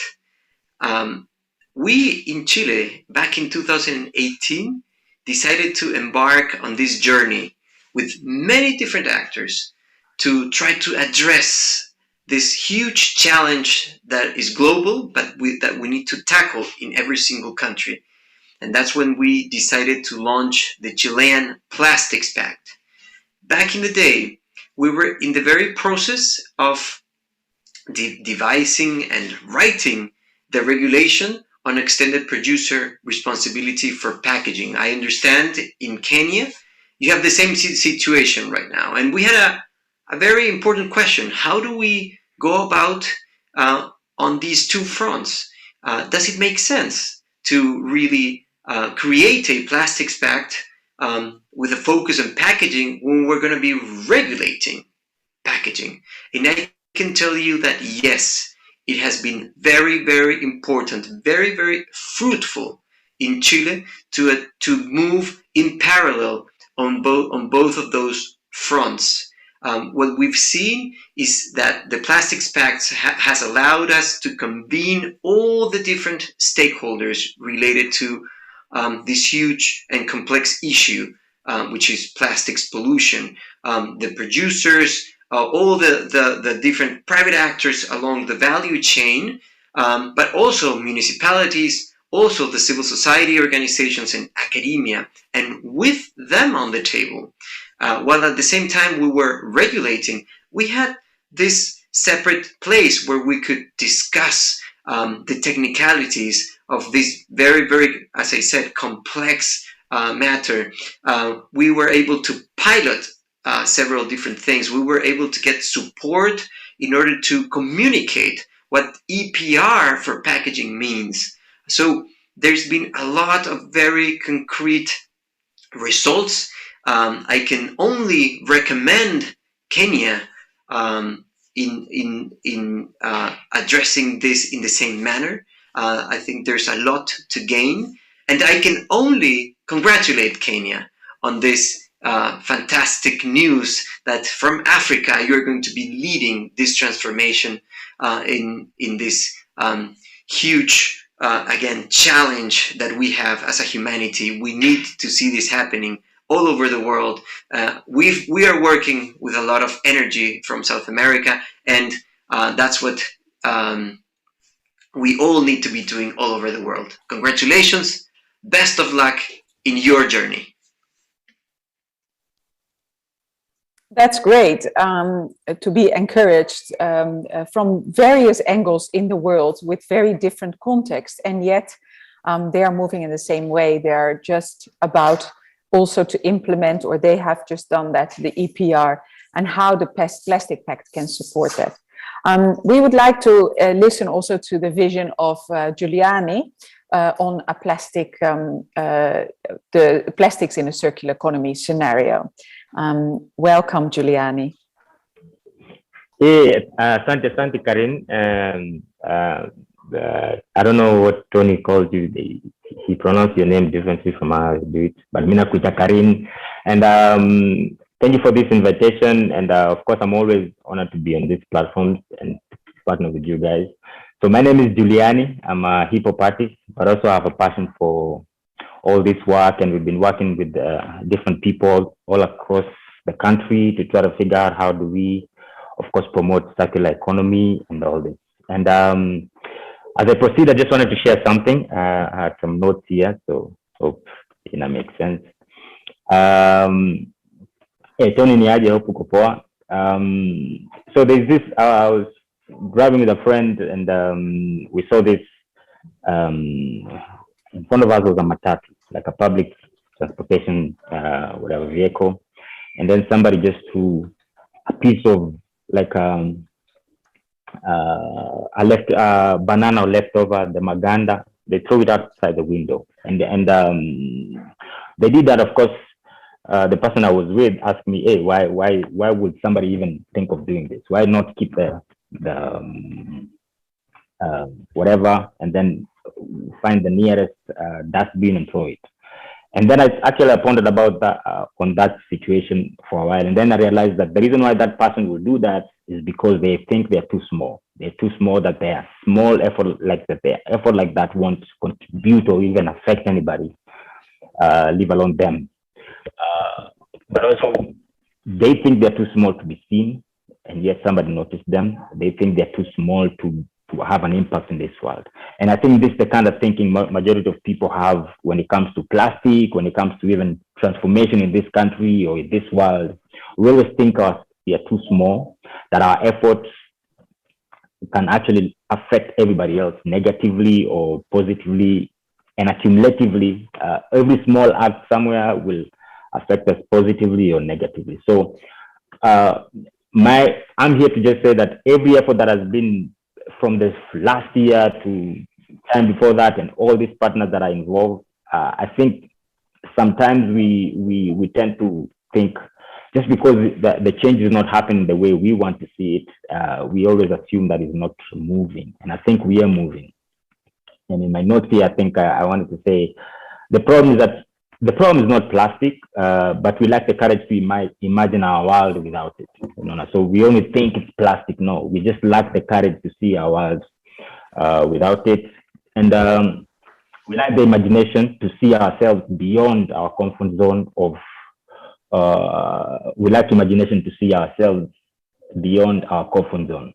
This is for our business, our lives, our communities, and our world. So the way the world is set up, the linear way of the world is set up, and it can be plastic and be sex, whatever, like it can be even political. The way the world is set up is that we're in a comfort zone. If it's as long as it's working, and I figured out how things are moving, I'm good. And yet we are being called to actually do something, no matter how small, that will push a little bit the needle on the direction of this world. And personally, I'd like to share what I do. So we have a project called Dandora Hip Hop City, and through that we at the dam site at the the Nairobi dam site is in Dandora. So we have a center there, and we came up with a project called Taka Bank, and now we have like 1,000 young people across Nairobi who we work with, and hopefully in June 2022, we think we'll create employment for 10,000 young people. That's like my thing I have to fight for. And we have a partnership with, we are monthly collecting from Kilimani Project, the foundation. We collect for them every time they do their cleaning. Of course, we have an MOU. I have an MOU with the foundation, Chapter Foundation, and Karim knows about it. We have a partnership with Pesa Kits, and we'll start a campaign called Fresh Life, where we're going to encourage people to give us their plastic, and in exchange we go and plant a tree on their behalf. So those are the different things that I think are small that will impact this country immensely over the years, but we can't afford to think ourselves small. We can't afford to see ourselves as like our existence doesn't have impact, and we have to have the courage to imagine our world for what we want it to be, not for what it is. We have to imagine for what we really want to be. So those are my words, and I hope I've seen the familiar names in the Pact, and I hope to see all of you, the government. I've seen Epr and all these people in there, and I hope to see this come to life. And count on my support when it comes to encouraging the people, because I'm on the public front, and I really, really want to see people join us in this journey and not just big names and organizations.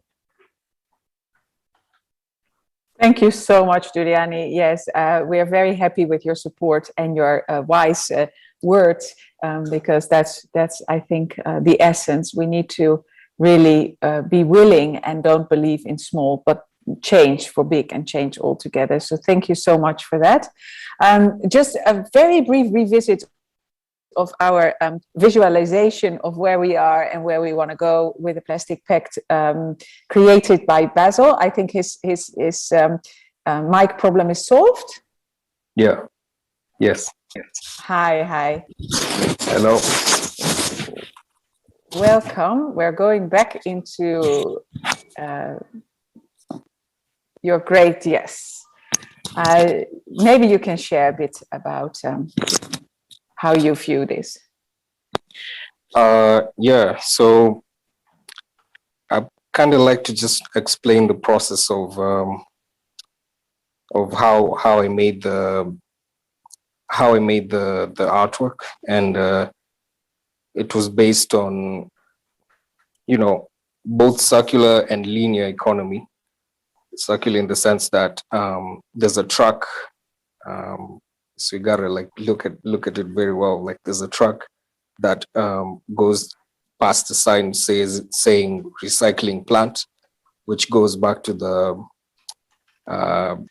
So let me just point out, like the top left to the right, you have the factory, you have the packaging plant, and you have the brand owner. So the treatment plant happens at the packaging plant. So you would have like a truck moving to the packaging plant, recycling the materials, and then you would have a truck moving to the treatment plant for, say, biogas wastes and all that kind of stuff. So that would be linear economy. The truck going back to the recycling plant, that would be circular economy. Now, how we deal with plastics in Kenya is not, for the most part, has been changing. But I remember back when it wasn't like a big situation as is. You know, people just throw trash everywhere. And what I try to create here is a way in which it communicates that, say, in the retail sector, where you have the dukas and stuff, you have like plastic bins, trash bins that are separated, like plastic, for the most part plastic, and then you drop them in, and then there's this silver chute tube that I just animated it just for the animation mechanics. But this would be a situation where there would be a truck that would come and take it to the landfill, which is down here. And then you'd have the separation into the informal waste sector and also the recycling plant. So visually, this is something that, in terms of the young people, I think this is how, in moving towards the future and getting the plastic pact very much ingrained into the young people and also the young society. We just have these kinds of artworks that just really are very colorful, but also very mechanical in how they communicate the circular or the linear economy as well. And art being the form of communication for most young people, I would say for a lot of young people. I think in representation of the Kenya Plastic Pact and just what we're trying to do is, I think this is a very good start in the sense of maybe in the future we can involve such things into the curriculum so that the future leaders, which are going to be the young people, would know of such things. And yeah, so I was excited to make this, and thank you for the opportunity. Thank you so much. We're excited to have this amazing moving image, and that's what we want, moving, a mixture between moving from the linear towards the circular economy and how that looks like in Kenya. And I totally agree. One of the elements the Plastic Pact will look at is how to raise awareness and educate, because one thing is to offer solutions, but if you don't know that there are solutions or there are new ways, then we won't go that far. So we need to be aware of what kind of materials are we dealing with, how can we separate them at source, and also how to dispose them then after we've done so. So thank you so much, and we're definitely going to use it more and more, and as a very colorful explanation of where we are and where we want to go. Thank you for this. I'd like to invite representative of the private sector, And Miss Emily Waita, she is the head of she's the chair of the Environment Sector Board within KEPSA. Would like to ask her why the targets are so crucial for the private sector to drive change. So why do we really need to eliminate then 100% reuse and recycling, 40% recycled, and 15% bring it back into the same products. Please shine your light on those here today. Thank you. Thank you so much, Karine. I hope you can hear me clearly. And thank you to the organizers of this forum for giving us the opportunity to share our perspective today. I would first like to acknowledge the distinguished panelists and our esteemed audience, His Excellency, the Ambassador, the Netherlands Ambassador to Kenya, the EU Ambassador to Kenya, the Chief Administrative Secretary representing the Cabinet Secretary for Ministry of Environment, and the Plastic Pact founding members, supporters, and everyone who's been able to join us today. Today's theme and subject very much resonate with those of us in the private sector, much more so the significant unprecedented impact of climate change and the learnings we are gaining as we continue to partner on finding solutions. This morning, I think it's 3 minutes to noon, I join you as chair of KEPSA Environment Sector Board, representing the CEO of KEPSA, Madam Carol Kariuki. She sends her greetings and apologies for not being there with us today, but she's fully supportive and very passionate about this issue as well. So many thanks to the SIB team, our knowledge center, the Kenya Private Sector Alliance, for taking the lead in developing the Kenya Plastics Pact. Because of you, we can proudly count on ourselves as a country, as part of trailblazers creating a circular economy for plastics across the world, where plastic never becomes waste or pollution. So congratulations on this major achievement. So the reason we must ensure that we have circularity in the economy is that we are able to conserve the natural resources that we require for future. I'm a firm believer that businesses cannot succeed in failing societies or environments that do not thrive, and that no single business or organization can do this alone. So at KEPSA, we believe in bringing everyone to the table, where the focus shifts from existing problems that we have all gotten accustomed to future-proof solutions that will help us thrive now and in generations to come. So the Kenya Plastic Pact is an initiative that further promotes this credence. At KEPSA, we are already implementing several other projects that are aimed at spearheading the rapid shift from the current linear to more circular economy. And this include, among others, co-chairing the Kenya National Platform on Partnering for Green Growth and Global Goals, that's better known as P4G, and Partnership for New Plastics Economy in Kenya, aiming to reduce plastic waste through a circular model for recycling of PET bottles. We have also and continue to organize and nurture numerous transformative public-private partnerships that are providing market-based solutions for realizing the Sustainable Development Goals. Through these initiatives, KEPSA is similarly keen on complementing Kenya's Vision 2030 based on the economic and social pillars.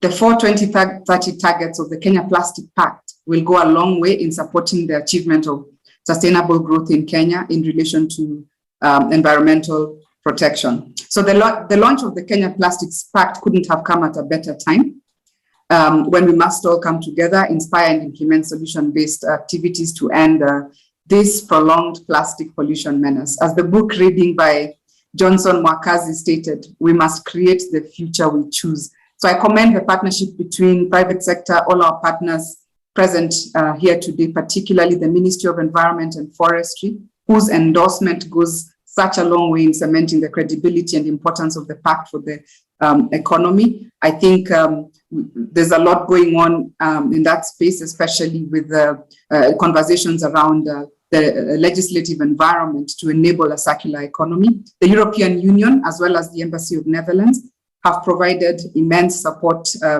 to us at KEPSA and also towards continued efforts to achieve the Sustainable Development Goals.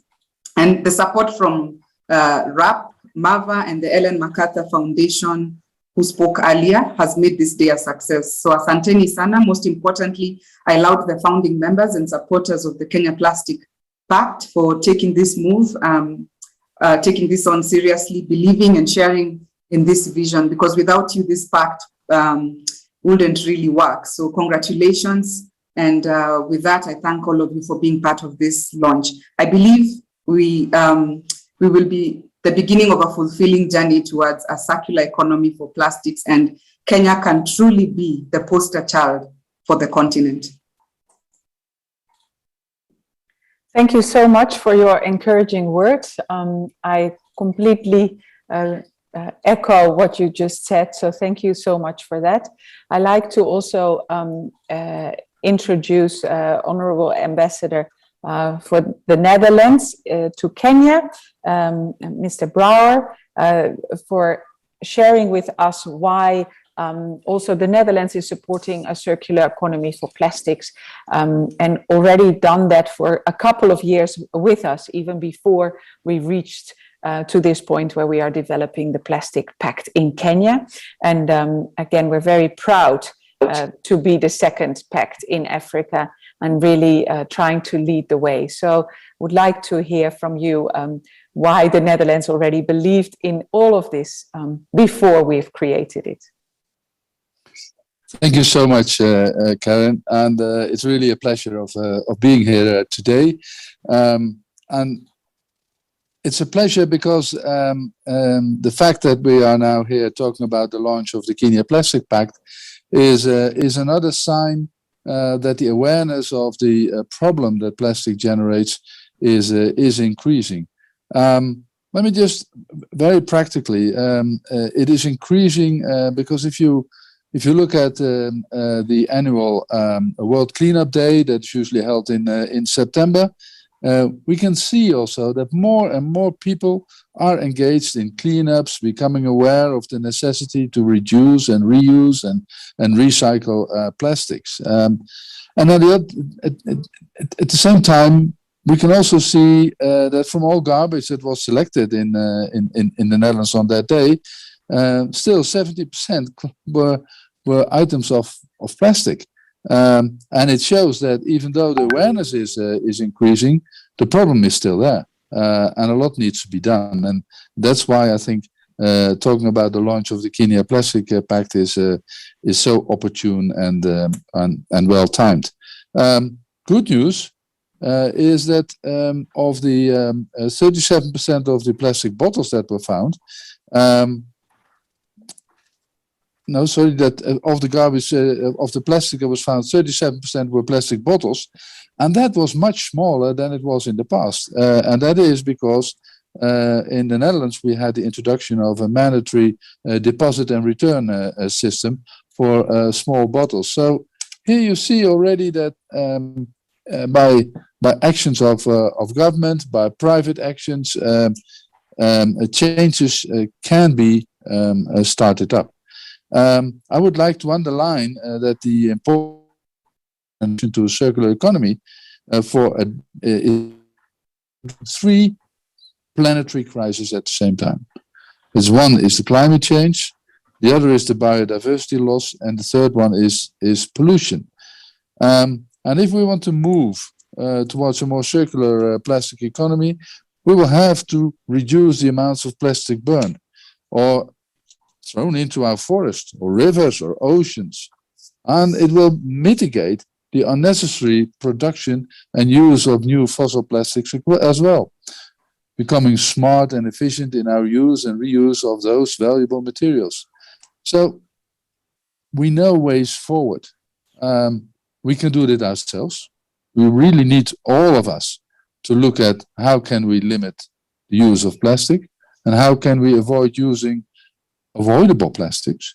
That's what we can do ourselves. There's also something the government can do. I will come back to that. But if you think, for instance, in pricing and taxing systems, there's a lot to be done from their part, but also from the private sector part. And that is because the circular approaches, they provide new economic and new business opportunities. Smarter use of resource isn't just good for the planet, it's also good for business. And especially by creating new value from waste. And I think that maybe is a key word. Just to avoid waste. And that's true for plastic, but it's true for many other things. And that idea that waste has a value in itself is at the heart of circular economy. And I think it's something that we should advocate more and more and more. While the ambition also with the Kenyan plastic here is very, very high. The Netherlands, and that's also where the ambition is high, but the Netherlands, well, we started the journey to a fully circular and climate neutral economy in 2050, recognizing our material footprint is very high. So yes, you have your ambitions here with the Plastic Pact. Also in the Netherlands, we have very high ambitions. And my European colleague already talked about that date of 2015 as being very far away. But if you realize what needs to be happening, that date is very, very ambitious in itself. We've been very active. And for instance, at the last World Circular Economy Forum and Climate Conference in April, we committed ourselves to work with others across the globe to ensure, to the extent possible, that we work towards the inclusion of at least 30% of recycled content on average in new plastic products and packaging by 2030. So also we use these specific targets so that we can monitor how we are doing. It is only with this level of ambition that we can achieve a circular economy, including by rethinking products as far up the value chain as possible. And to get there, we need all relevant stakeholders to move us forward. I already referred briefly to the role of governments, but that's very important.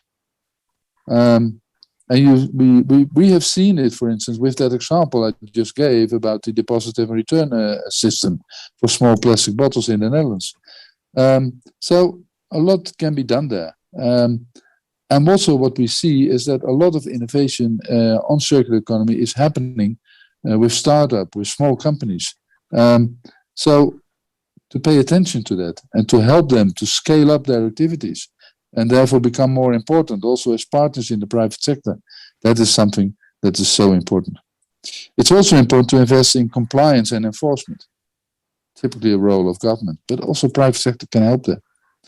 Because in the end, it's all about our own behavior that needs to change. Behavior of producers, of retailers, of consumers, and of governments. Because we all need this realization that no waste should be really our goal. Not producing any waste requires a lot of action and a lot of changes in our behavior. Manufacturers, brand owners, retailers can also contribute a lot to enhancing recycling, but also embracing this circularity by design. Design for repair and disassembly, for reuse and refill to enhance further impact. A lot can be done with design. The design of products itself is a very crucial step in allowing for recycling or allowing for reuse. Imagine what the world would like if there are no bottles, no small sachets of food, drinks, and detergents ending up in our forests, rivers, and oceans. Because always when we are in those areas, we see it. We can see the plastic everywhere. And if plastics are kept longer in the economy through recycling and reuse, or if these bottles and sachets are replaced by refill systems, there's already proof that it can be done. And it can also be done by saving costs. So we need to put it into practice. It is up to all of us to take leadership and create a bold movement in our countries towards circularity. Let's stop talking, come into action, and make actions and achievements of all those who commit transparent in order to prevent greenwashing. I'm therefore very happy to participate in these events. to launch the Kenya Plastic Act, and I hope it will put words into action. We've had a long-standing collaboration with both SIB and CAPSA to promote sustainable and circular business practices. We've provided export support to the waste management and extended producer responsibility regulations and the Kenya Producer Responsibility Organization, Epr, to support the transition to circular approaches in Kenya. I commend the work of all these stakeholders. You are really doing a great job. And that includes government, private sector, civil society, organizations who are diligently put their heads together to develop the Kenya Plastic Pact. It is really an important step forward. The Plastic Pact is new to Kenya, but it's not new to the global arena. Several countries, including the Netherlands and the EU, have signed up such pacts with the shared vision, tackle the issue of plastic waste management and pollution at the source. So I see the launch of the KPP as a next step in the ongoing efforts towards a circular economy. It will help strengthen implementation of policies in place, complement CAPRO, and bring together all players in the sector, enable to share experiences, and set a concrete target to increase plastic recycling to 30% by 2030. Furthermore, access to the global network will also provide an opportunity for all stakeholders to learn from experiences beyond Kenya. Innovation will be necessary in the transition towards a circular economy. By bringing together manufacturers, collectors, recyclers, there is an opportunity to create innovative solutions that create less problematic plastic waste. You can count on the Netherlands to continue to support the global movement towards a circular economy for plastic. It is the problem of this time. So we need to act. And the fact that there is now a Kenya Plastic Pact is another show of the willingness for Kenya to move further on this issue. And if we can be partners on that, we would be really very happy, because it is so important to deal with it. Thank you. Thank you very much for your elaborate story, why it's so important to support us on this journey to a circular economy in general and on plastics as well. The MAVA Foundation is actually enabling us to kick off the Plastic Pact, to make this happen and to organize ourselves really well before we take the right action. We would like to listen to why they believe in the Kenyan Plastic Pact and why they support us. Good morning. First of all, I want to apologize for not being able to join today's event in live. Coincidentally, today I'm participating in an event promoting the circular economy among businesses here in Switzerland.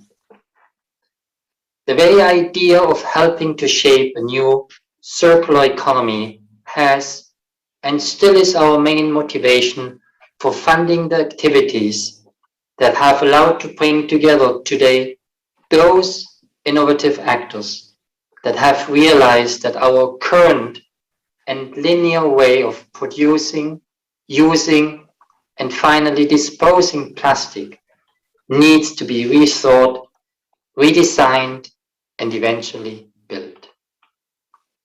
We firmly believe that we can create a new economy around plastics, one that maintains or even amplifies its good qualities, but eliminates its downsides. But it needs new forms of collaboration among all actors: business, government, civil society, and everyone involved in the value chain. And those not yet involved, those with the new creative ideas that can create new businesses. We think that the Plastic Pact offers the ideal framework for this interactive collaboration to be fruitful. We also strongly believe that Kenya has an important role to play as an example for the entire continent of Africa. Kenya has already shown exemplary legislative leadership in dealing with single-use plastic. So it is no real surprise that Kenya is also a frontrunner in launching today the second Plastic Pact in Africa.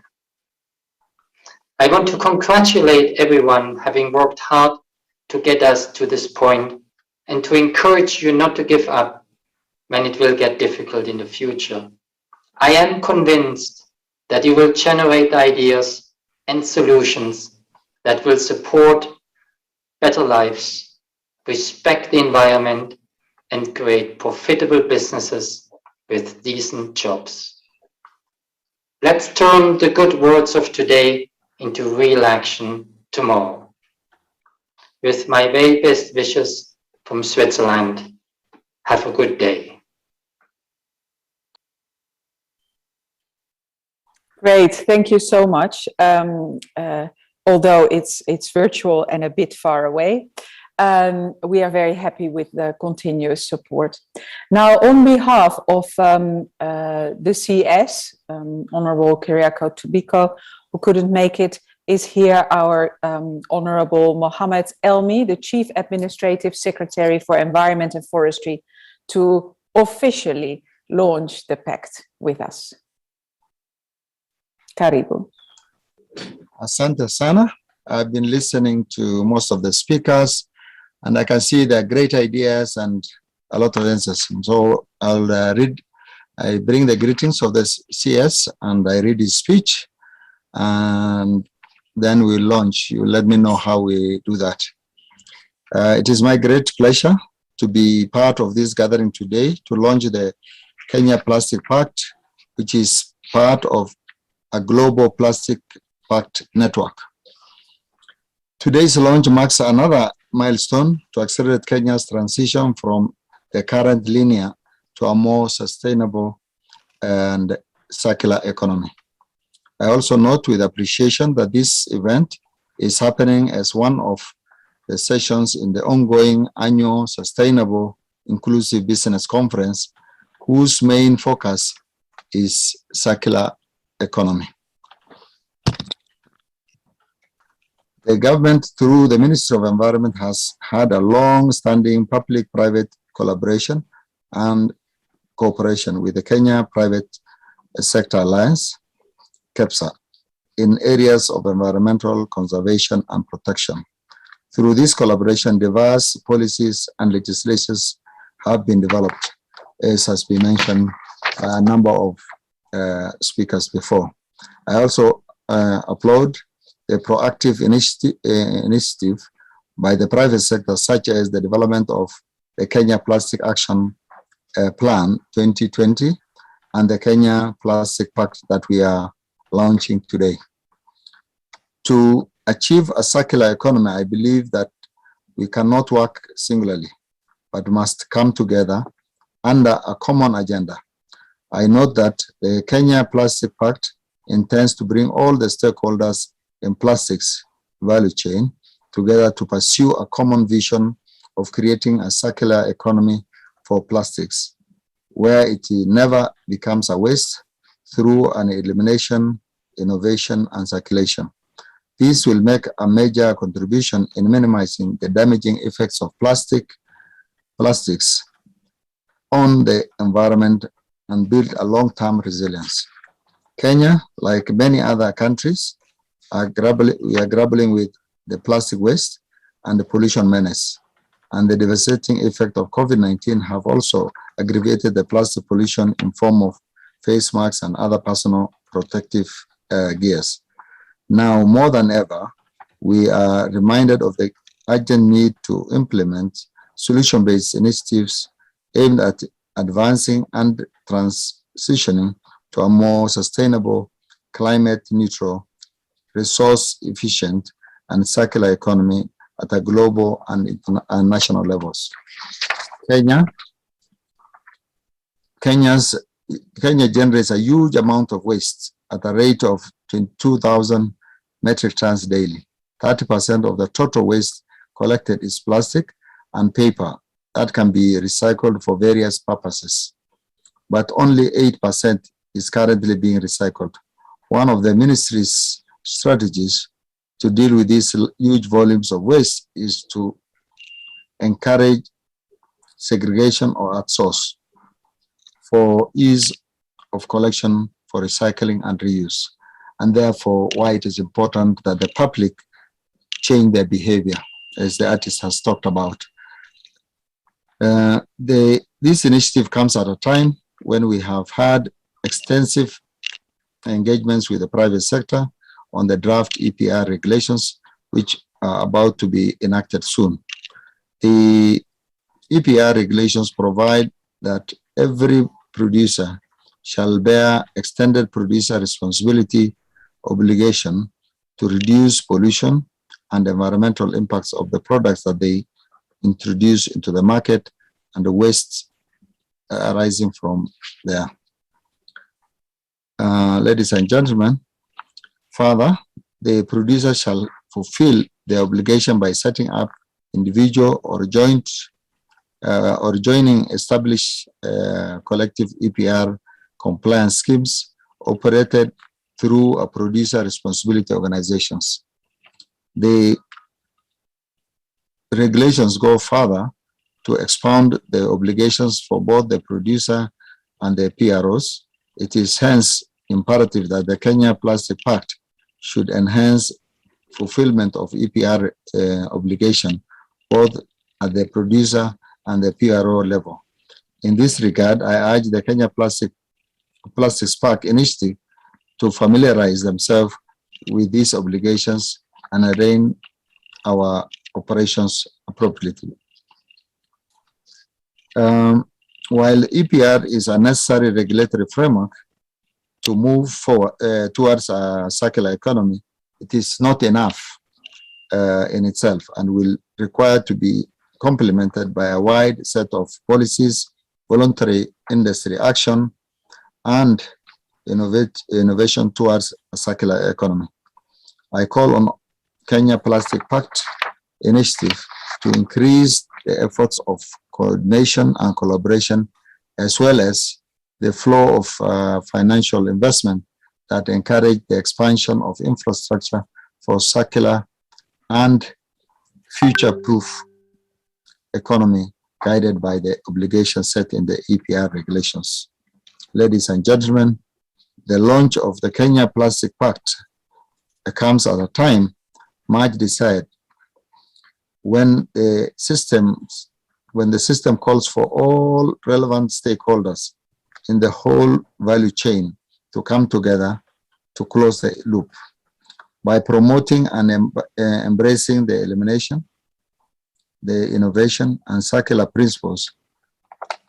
Through such initiatives as this, I envisage that we shall create a local economy that thrives on our own available resources by encouraging the plastic waste is not a waste, but a resource that is kept in the economy and out of the environment. With those many remarks, I thank you all for being part of this ambitious and collaborative initiative. I also assure all of you of the Ministry's full support in this endeavor. It is now my honor to declare the Kenya Plastic Pact officially launched. Thank you.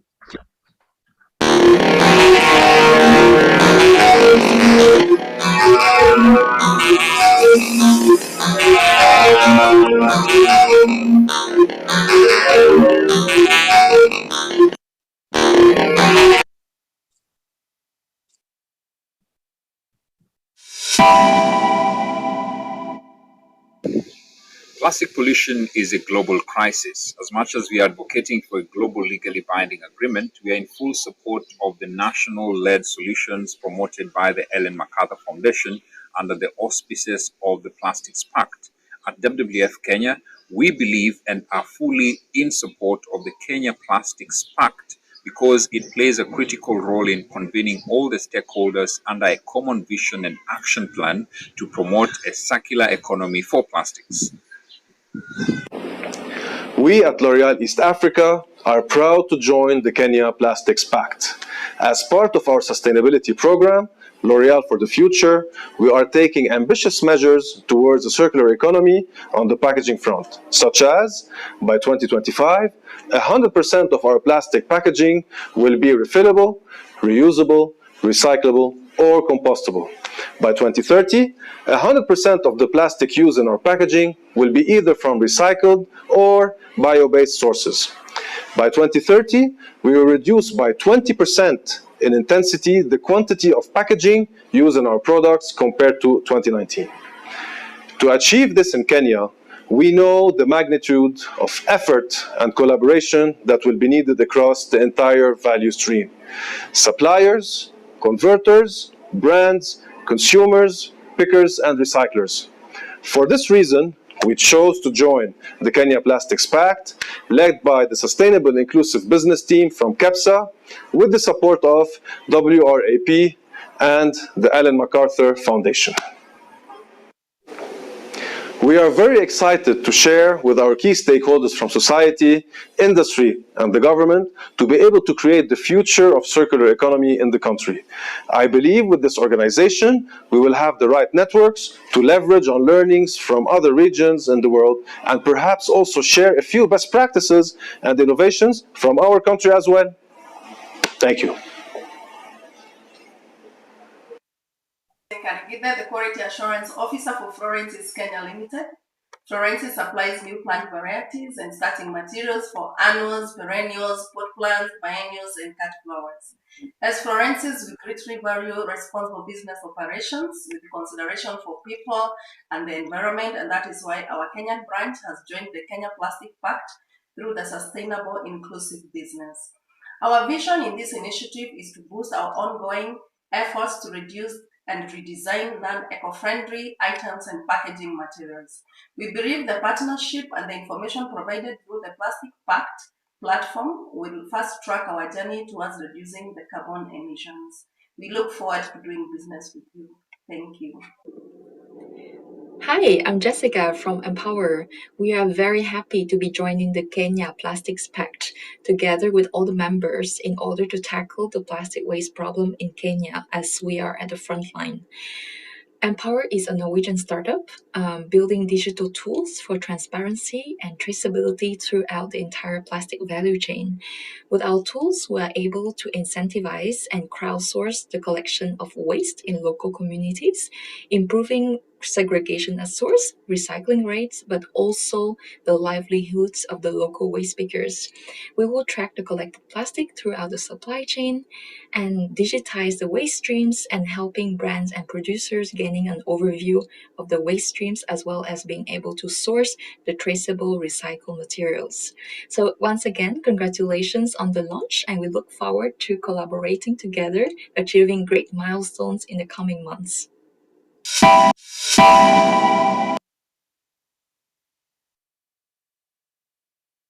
Well, congratulations. I saw the video you played. Very, very nice. Congratulations to everyone who's here, for all those who have participated, from myself, from Priya Antenna of Kepro, from Jonah Nyange, from Obed, from Peter Njonjo, from a lot of people, Evelyn, Nancy, Grace, I see you all. Congratulations to all of us for the work we have done, for the input we have had. Thank you so much to all our speakers. We appreciate it. And I'm very happy to introduce somebody who's going to speak well about all the people who have done a great job. KTN host Jesse Rogers is going to come and mention the names of all the supporters and funding members of the Kenya Plastics Pact. Jesse, are you here?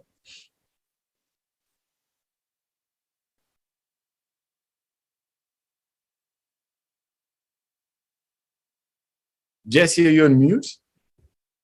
That's the new way of finding out if people are around in the building or not. Before we used to ask and look into the crowd. Now we're just checking if they're on mute or not. Is Jesse, are you here?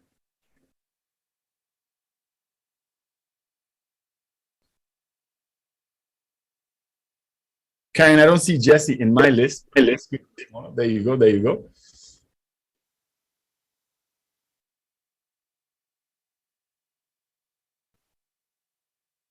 I don't see Jesse in the list. I can see a screen share though. But I don't want to spoil, you know, I have good voice. But Hello, can you hear me now? There you go. See, I told you Jesse's voice is better. There you go, Jesse. Yes. Do the thing, bro. Do the thing. Okay. Apologies for that short mishap, but congratulations are definitely in order. And at the time of the launch, the Kenya Plastics Pact membership already covered the entire plastic value chain with leading organizations from across the country. And it's my great pleasure to officially unveil the Kenya Plastics Pact founding members. And it's a long list, so allow me to read through. And this is definitely good news as it shows the members have ranged in the entire value chain. I'll start with L'Oreal East Africa, who are part of the founding members in the Kenya Plastic Pact. We're also joined by Bidco Group, Coca-Cola as well. Biofoods are also on board. Seal Africa, Vince Plastics, Rinse Industries, Recycler International, Green Pavers, Takataka Solutions, Base Titanium, EcoCycle Enterprises, Florensis, Empower Eco, EcoWorld Recycling, and Trash Thread Textiles, better known as T3. So those are the founding members. The pact is officially supported by the Kenyan government through the Ministry of Environment, and also on board the Kenya Private Sector Alliance, better known as KEPSA.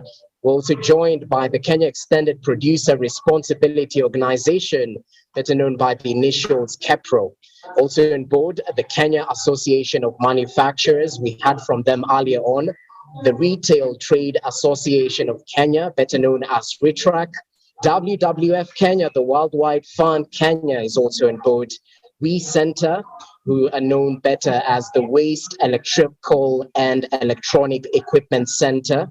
We're equally joined by Together for Better Foundation, Terianjani Africa, the Kenya Pet Recycling Company, better known as PETCO as well, the Nairobi Waste Pickers Association, and last but definitely not least, we have the Ajira Digital and Empowerment Program, who are officially supporters of this particular initiative. And I'd like to congratulate all the founding members and the support partners as well for trying to lead the way. And as mentioned, this is the second plastic pact in Africa. So congratulations for believing and sharing in the vision as we get closer to achieving the circular economy for plastics. Thank you so much. Thank you. Nice. You see, this, for you, we are doing these things. I know I look young, but you know, it will be deceiving. It is deceiving. Thank you very much, Jesse. I appreciate that very much for your time and for mentioning them so well. And also, you've mentioned something important, the second in the continent. I love it that Kenya is always up there with the best of them, unless it's, you know, it's a marathon where we always beat everyone. But this is nice. It's not bad. Second is not bad. It's definitely not second. It's nice. And Karen, we have gone through quite a list of people. We've had a great conversation with everyone. And now I'm curious, now that we have a couple of, we actually have kept time, which I'm very happy about. What do you feel having, you know, this is day one, we definitely have day two tomorrow. As this conversation has gone, as it's worked out, looking at all the texts, the conversation, the involvement with 173 almost people, what is your sense of the Kenya Plastic Pact and how it's going to take off? How are you seeing this looking like in the next 2, 3, 7 weeks, months, years?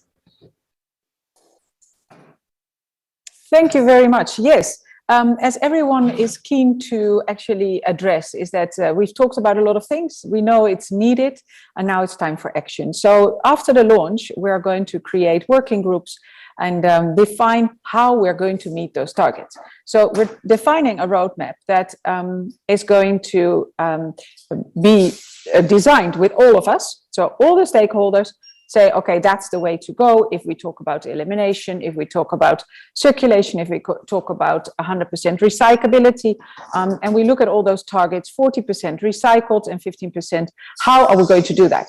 So collectively, we're going to decide what the best way to do it is, and then we start to act. So I can't wait. We're officially kicked off, so we can start working.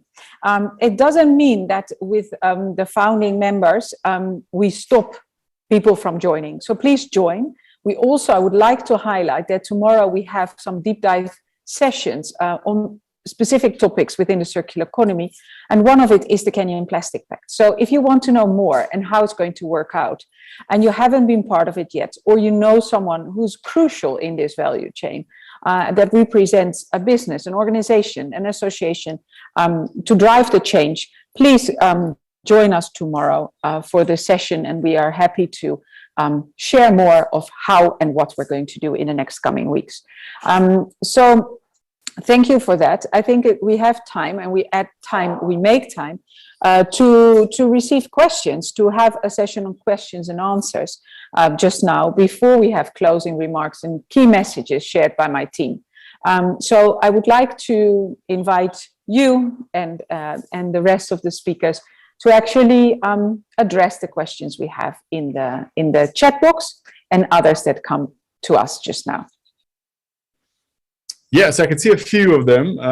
First one is pretty quick. Peter is asking, how do we sign in? How do we participate? How do we engage in this? Do you have an answer to that? Yes, we have sign-up forms. So one is a sign-up form for members, and members are paying members. There are organizations, businesses that make money, profits, and that they can share a percentage of to actually facilitate action. And we have supporters. They are non-paying members. They are supporters because they represent an association or an organization or community-based society. So the businesses are paying members, and the supporters are in all other organizations that do not represent a for-profit business. So we have that. It's key that you do represent an impact in the plastics packaging value chain. So as much as we want to work with everyone in the world, we need to focus on the people that are actually now having the impact and want to change the situation as it is towards a circular economy. Nice, that's a good. Is there a website or a link or a place people can go directly where they can get to? Yes, we will share the link. It's kpp.or.ke. It will be in the last slide of our presentation as well. One of the key messages, how to find us, and the website is live, so you can have a look at that and keep in touch with us. Nice, very good one. There's somebody here speaking about, please ask questions, by the way, everyone. Please do ask questions. There's training for magistrates, environmental laws, and setting up eco-courts. If anybody's interested in doing that, please get in touch with Sheikh Mohammed Khan, m.banuri@yahoo.com, m.bannuri@yahoo.com. That's actually interesting, Yahoo. I haven't heard that in a while. Anyone else have any questions? You want to put up your hand? You want to text? You want to ask something? Please do. We have most of our speakers still in the room, so very happy to respond to that. Anyone else has something to ask? I have a question though. I'd like to know.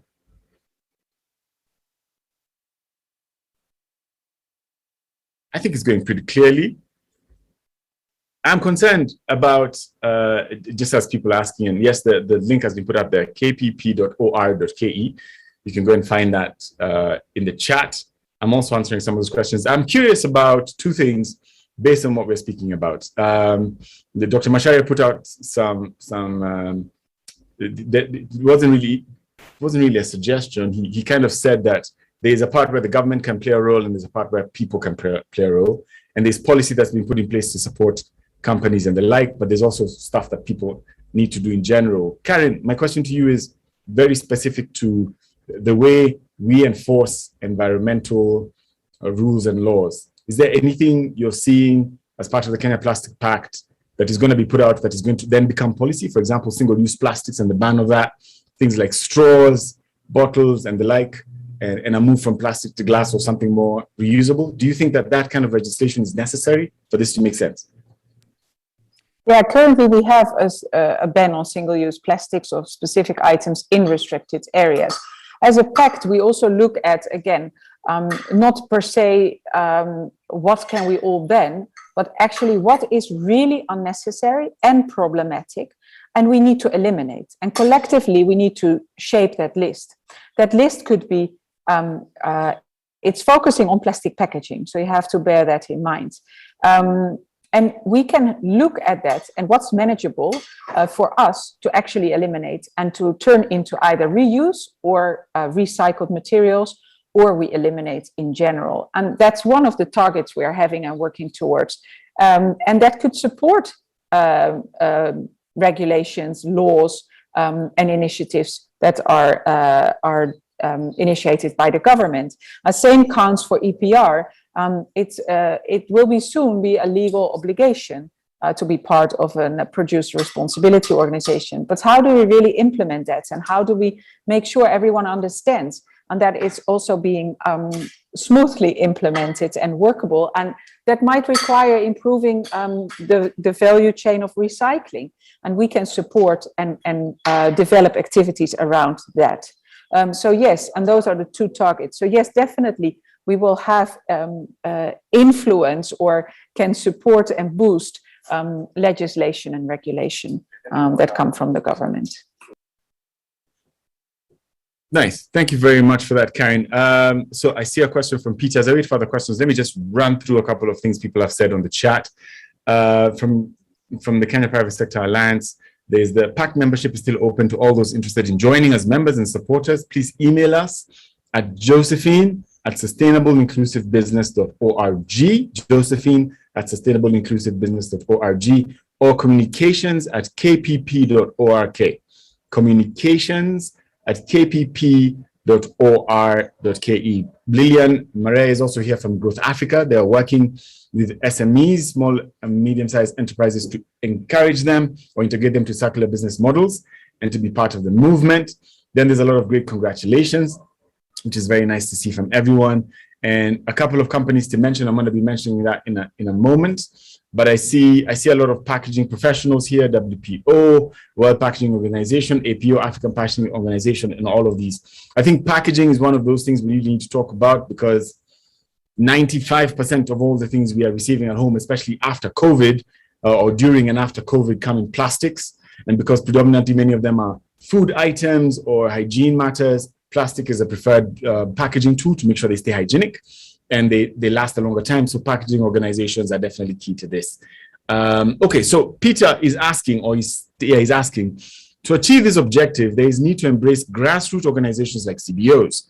How do you ensure that these non-profit organizations are supported to create bigger impact? So basically, how do you make sure, because this is a grassroots event, me throwing something like Julian is talking about earlier, me throwing something out of the window of my car or trashing poorly, it's a personal thing. It's a CBO, it's a local issue, and everybody thinks that small steps need to be taken for sure. But how do we encourage community-based organizations to participate and make a bigger impact in these areas? Karen, what do you think? And if anybody else has an answer, would love to see your hand up and just get some feedback from y'all. Yeah, I think what's key is that we would include any representative of a CBO to join the Plastic Pact. And I think what's going to drive the success is that we all endorse the activities we develop to improve the current situation and create a circular economy for plastics. So if we all think that that's the best way, then we will have interventions, solutions, innovations, and we will mobilize resources to actually implement those as well. So it would be very helpful to have their voice, and that's why we really truly want to include the informal sector in the best possible way into the Plastic Pact. Nice, thank you, Karen. Let me call on Peter as well. Peter, you want to add something to that?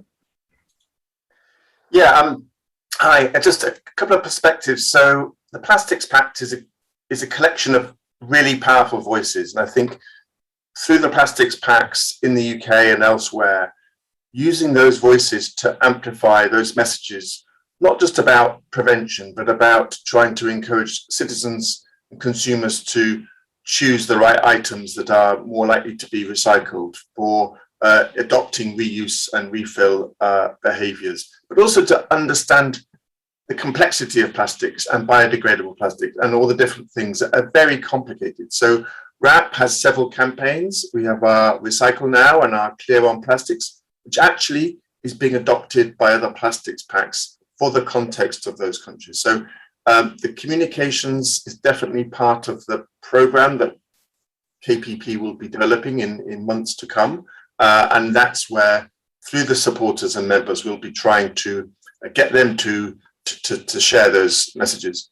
I just also wanted to pick up on one of the questions that was really relevant, again, to Kenya and to many countries where EPR regulations are being changed or being implemented, and a Plastics Pact. And we need legislation and we need it to be properly enforced. But the benefit of a Plastics Pact is it is about voluntary commitment and about action. And as Karin said, it's about dynamic innovation. This can happen quickly. We don't need to wait for long legislation. And so we are seeing action by Plastics Pacts starting very quickly. And this also is how businesses can support the EPR, not just on eliminating problematic items, designing packaging to have a greater value for the waste pickers, for specifying recycled content. And just one example, in the UK, we had a recycled content target, as the KPP does, and then the government has now putting this into law to mandate or to put a tax on packaging that doesn't have recycled content. So we are seeing the Plastics Pact and EPR, when they are working together in the same direction, have really powerful combined effects. So it's not one or the other. Together we are stronger, which is a message of the day, I think.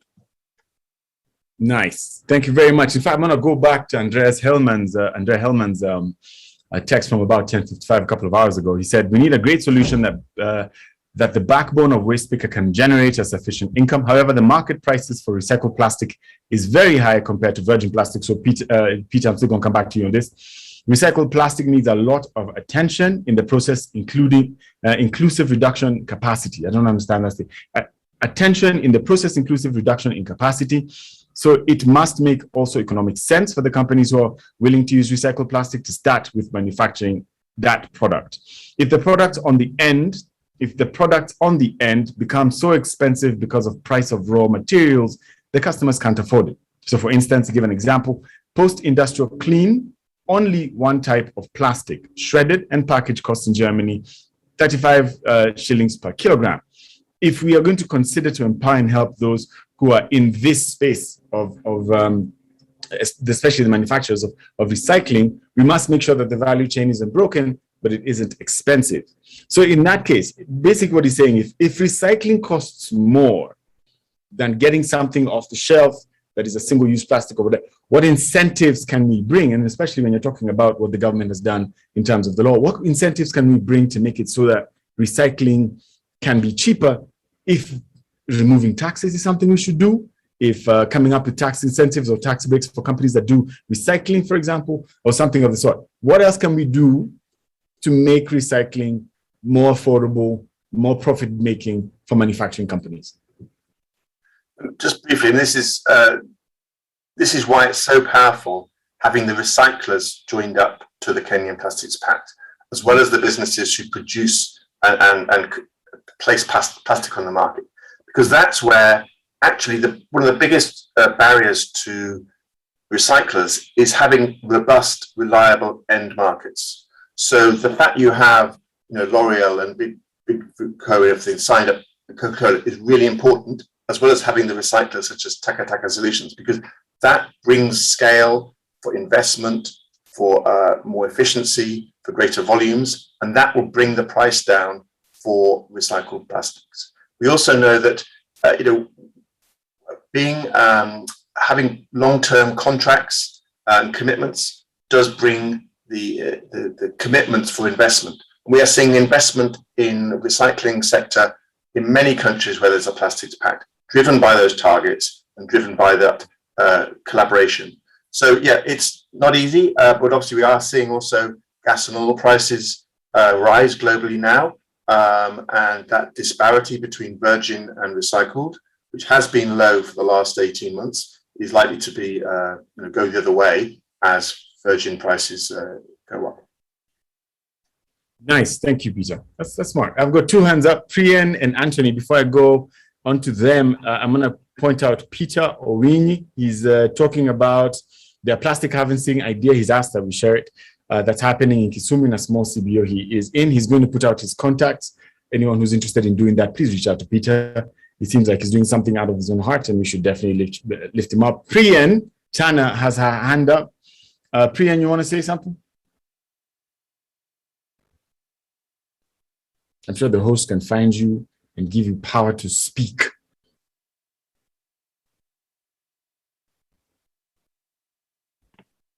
Yes, can you hear me? Yes, there you go. Speak, please. Hello? Hello? I can hear you. I can hear you. Can Go you hear ahead. me? Go ahead. Yes. Hello? Okay, I can hear you. I don't know Hello? if you can hear me, but I can hear you. Priyan. Hello? Mic test. Can I be here? I can hear you. Can you hear me? I think your speaker is the problem, Priyan. Can you hear me now? Yes, I can hear you. Can you hear me? Yes, I can hear you. Fantastic. Good. First of all, congratulations to the Kenya Plastics Pact. Amazing work. It's finally here, and we look forward to working with you as KEPRO. I just wanted to respond also to this question about, the cost to circularity and this conversation around, how much is it going to cost brands and owners to move this way? I can give you an example. We are dealing with bread bags and the recycling of it as an example. And the increase in that product has only been 0.05 shillings to the bread bag. And this allows us to actually now pick up the bread bags, work with CBOs, work with the recyclers, and we've actually now started to recycle this product, which currently or previous to that was all going to landfill. And according to the recyclers we've been having conversations with, there was no value in it. So this small subsidy of 0.05 shillings translates to less than a 0.1% in the product on the supermarket shelf.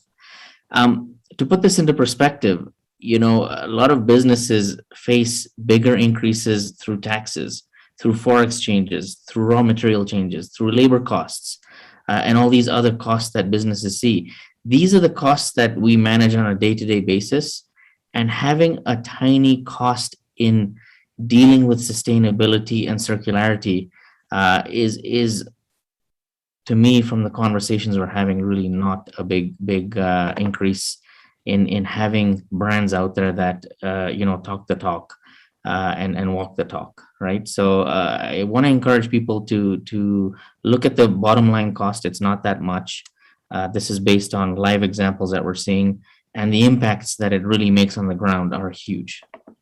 Just before you go, does this translate into the 600,000+ tons of bottles for example, soda companies, or the plastics that are used for packaging oil products, or for the plastics that are used to package makeup, for example, because those are the fastest FMCGs that are based on plastic. Does that translate in the same fashion for those forms of plastic, or is this just specific to the bread bag? Very good question, Tony. And the answer to that is there is a direct translation across the board. We have to remember that packaging amounts for anywhere between 1 to 5% of the product that we buy on the supermarket shelf. So if we take 100 shilling product, only 5 shillings on a higher side is the cost on the supermarket shelf. If we are now asking for, less than 1% of that 5 shillings, that's a tiny cost to pay to deal with the post-consumer responsibility that we have as citizens to this country and as ambassadors to the brands that we are choosing to associate with. And we should associate with brands that are, putting their foot forward in dealing with, the environment. Those that want to take a non-voluntary approach, those that, choose to, not associate with this. I think as consumers, we should really, pick on brands that deal with this issue head on. So yes, the answer is it does translate across the board. It is a tiny cost, the total cost of dealing with the waste management issue. Awesome, Priyan. Thank you. You were very articulate. You came right on time, and your answers are highly, highly appreciated. I appreciate your time and your input. We have one more person. We've got 5 minutes to finish. Karen, shall we take Obed's question before we say goodbye to everyone? Can we do that? Yeah, we also have some key messages from our team before we close everything. So one last question, and then a last messages from Josephine and Ebenezer, and then we can wrap up. Awesome. Obed Ngetaus. I hope I pronounced that correctly. Getao, could be Getaos. I'm not really sure. Obed, your hand is up. Do you have a question? Can I find you? Can the host find you? I don't know if I'm the host now. Can we find you so you can ask your question real quick? Okay, my name is Obed. Can you hear me? I hope you can hear me. Yes, we can. Yes, go ahead. I was to join the meeting today earlier, but I had a class on waste management. I do environmental science. Oh, nice. So the pact is very good because it's involving almost every stakeholders, from packagers, from the government, from those in the industry, but also involved in formal and formal sector.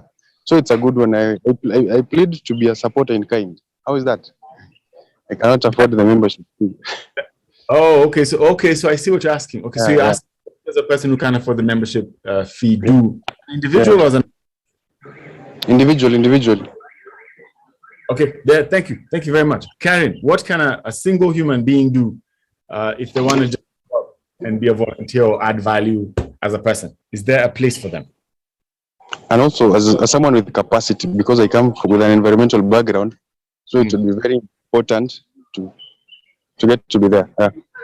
Okay, thank you, Obed. That's a very yes. So, what can a person with capacity and insight bring Karen to, and how can they join if they're to come just as an individual? Yes, thanks. We are not having individuals joining as members or supporters because, again, I mean, we would create working groups that might contain 1 million people, which is great, but it's fairly unmanageable. However, we do include awareness campaigns, education, but also implementing solutions and innovation. And therefore, we need to reach out to people on the ground, to citizens and to individuals to make that happen. So I think we just need to stay close. He can communicate, he can suggest, he can provide solutions, but also amplify the message. And if you want to join, form a group so that you represent a bigger voice than just one. And so, yes, we're very happy to stay close and receive communication and stay in touch, even beyond being a member within the working groups. Yeah, and also I will add this to you, Obed. There's the Africa Circular Economy Network and the Kenya chapter. And you can discuss those matters at large. Kariuki Waweru mentioned that a while ago, about 15 minutes ago. And Andrea Orsino says that ASEN is also part of the South African Plastics Pact. So I'm sure that's also going to become part of the Kenya Plastics Pact. So ASEN, Africa Circular Economy Network, is somewhere you can take yourself as an individual. I believe they have working groups. You can be able to join that and then participate in it. Karen, I believe it's time for your team to say a couple of words. Do you want to introduce them? Yes, I would like to introduce Josephine. She is fully on board with this Kenyan Plastic Pact to make it all happen and to communicate everything we need to know about it. So I would like to give her the floor collectively with Ebenezer Amadi. We've heard him before as our program manager, and together they're great forces behind the Kenyan Plastic Pact and the secretariat we're running, as well as Dennis and Praxides and Raymond. But first and foremost, Josephine and Ebenezer for now with some closing key messages.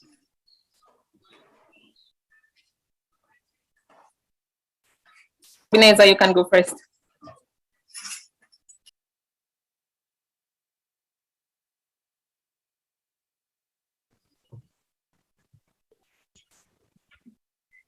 I think Josephine goes first. I don't see. All right. All right. You there? Yeah, thanks, Karin. I think we want to appreciate everyone who was able to join this conversation. And what we want to do from this day, we have 100-day plan, more or less like every other government has where it comes in. Today we had the launch of the Kenya Plastic Pact. One thing that we have is that we be developing a roadmap just to see where we want to transition forward from here, and then we'll be setting up action groups. Of course, if you are there and want to join in, you're welcome to join. We will form the action groups based on the 4 target areas that we have, starting from elimination of problematic single-use plastic. The second one is 100% of plastic packaging is reusable and recyclable.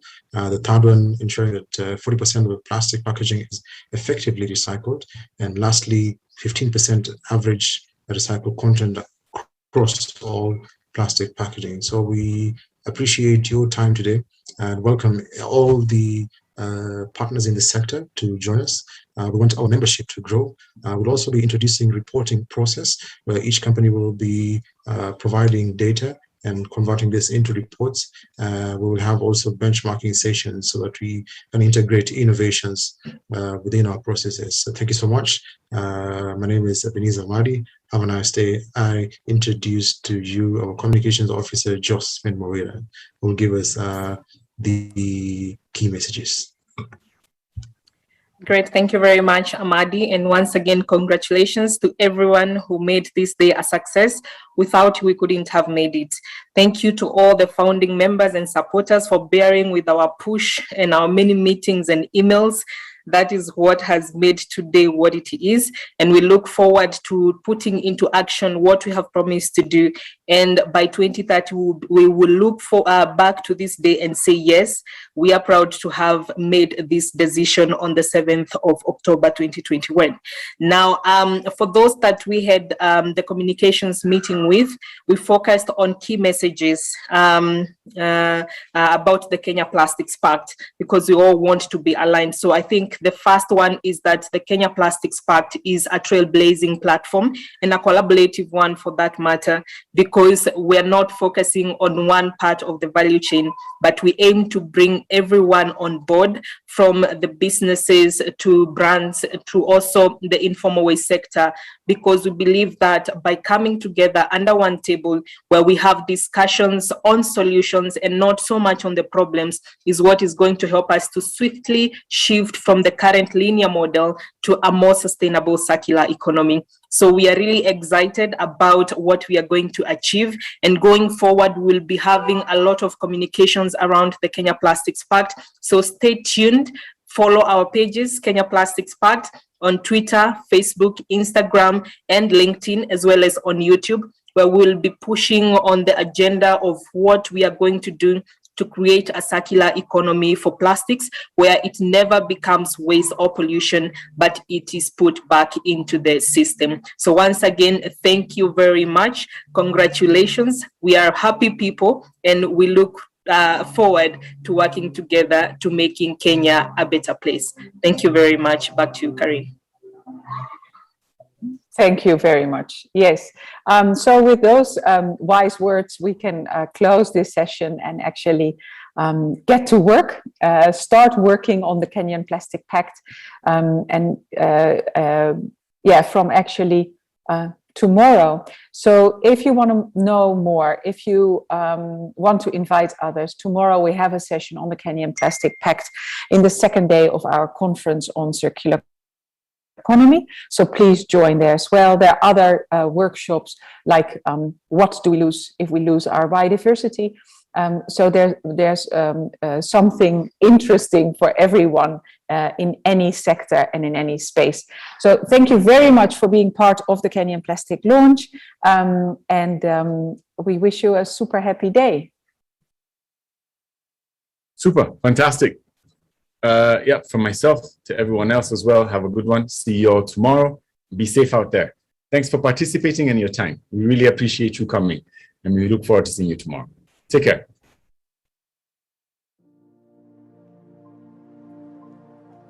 Plastic.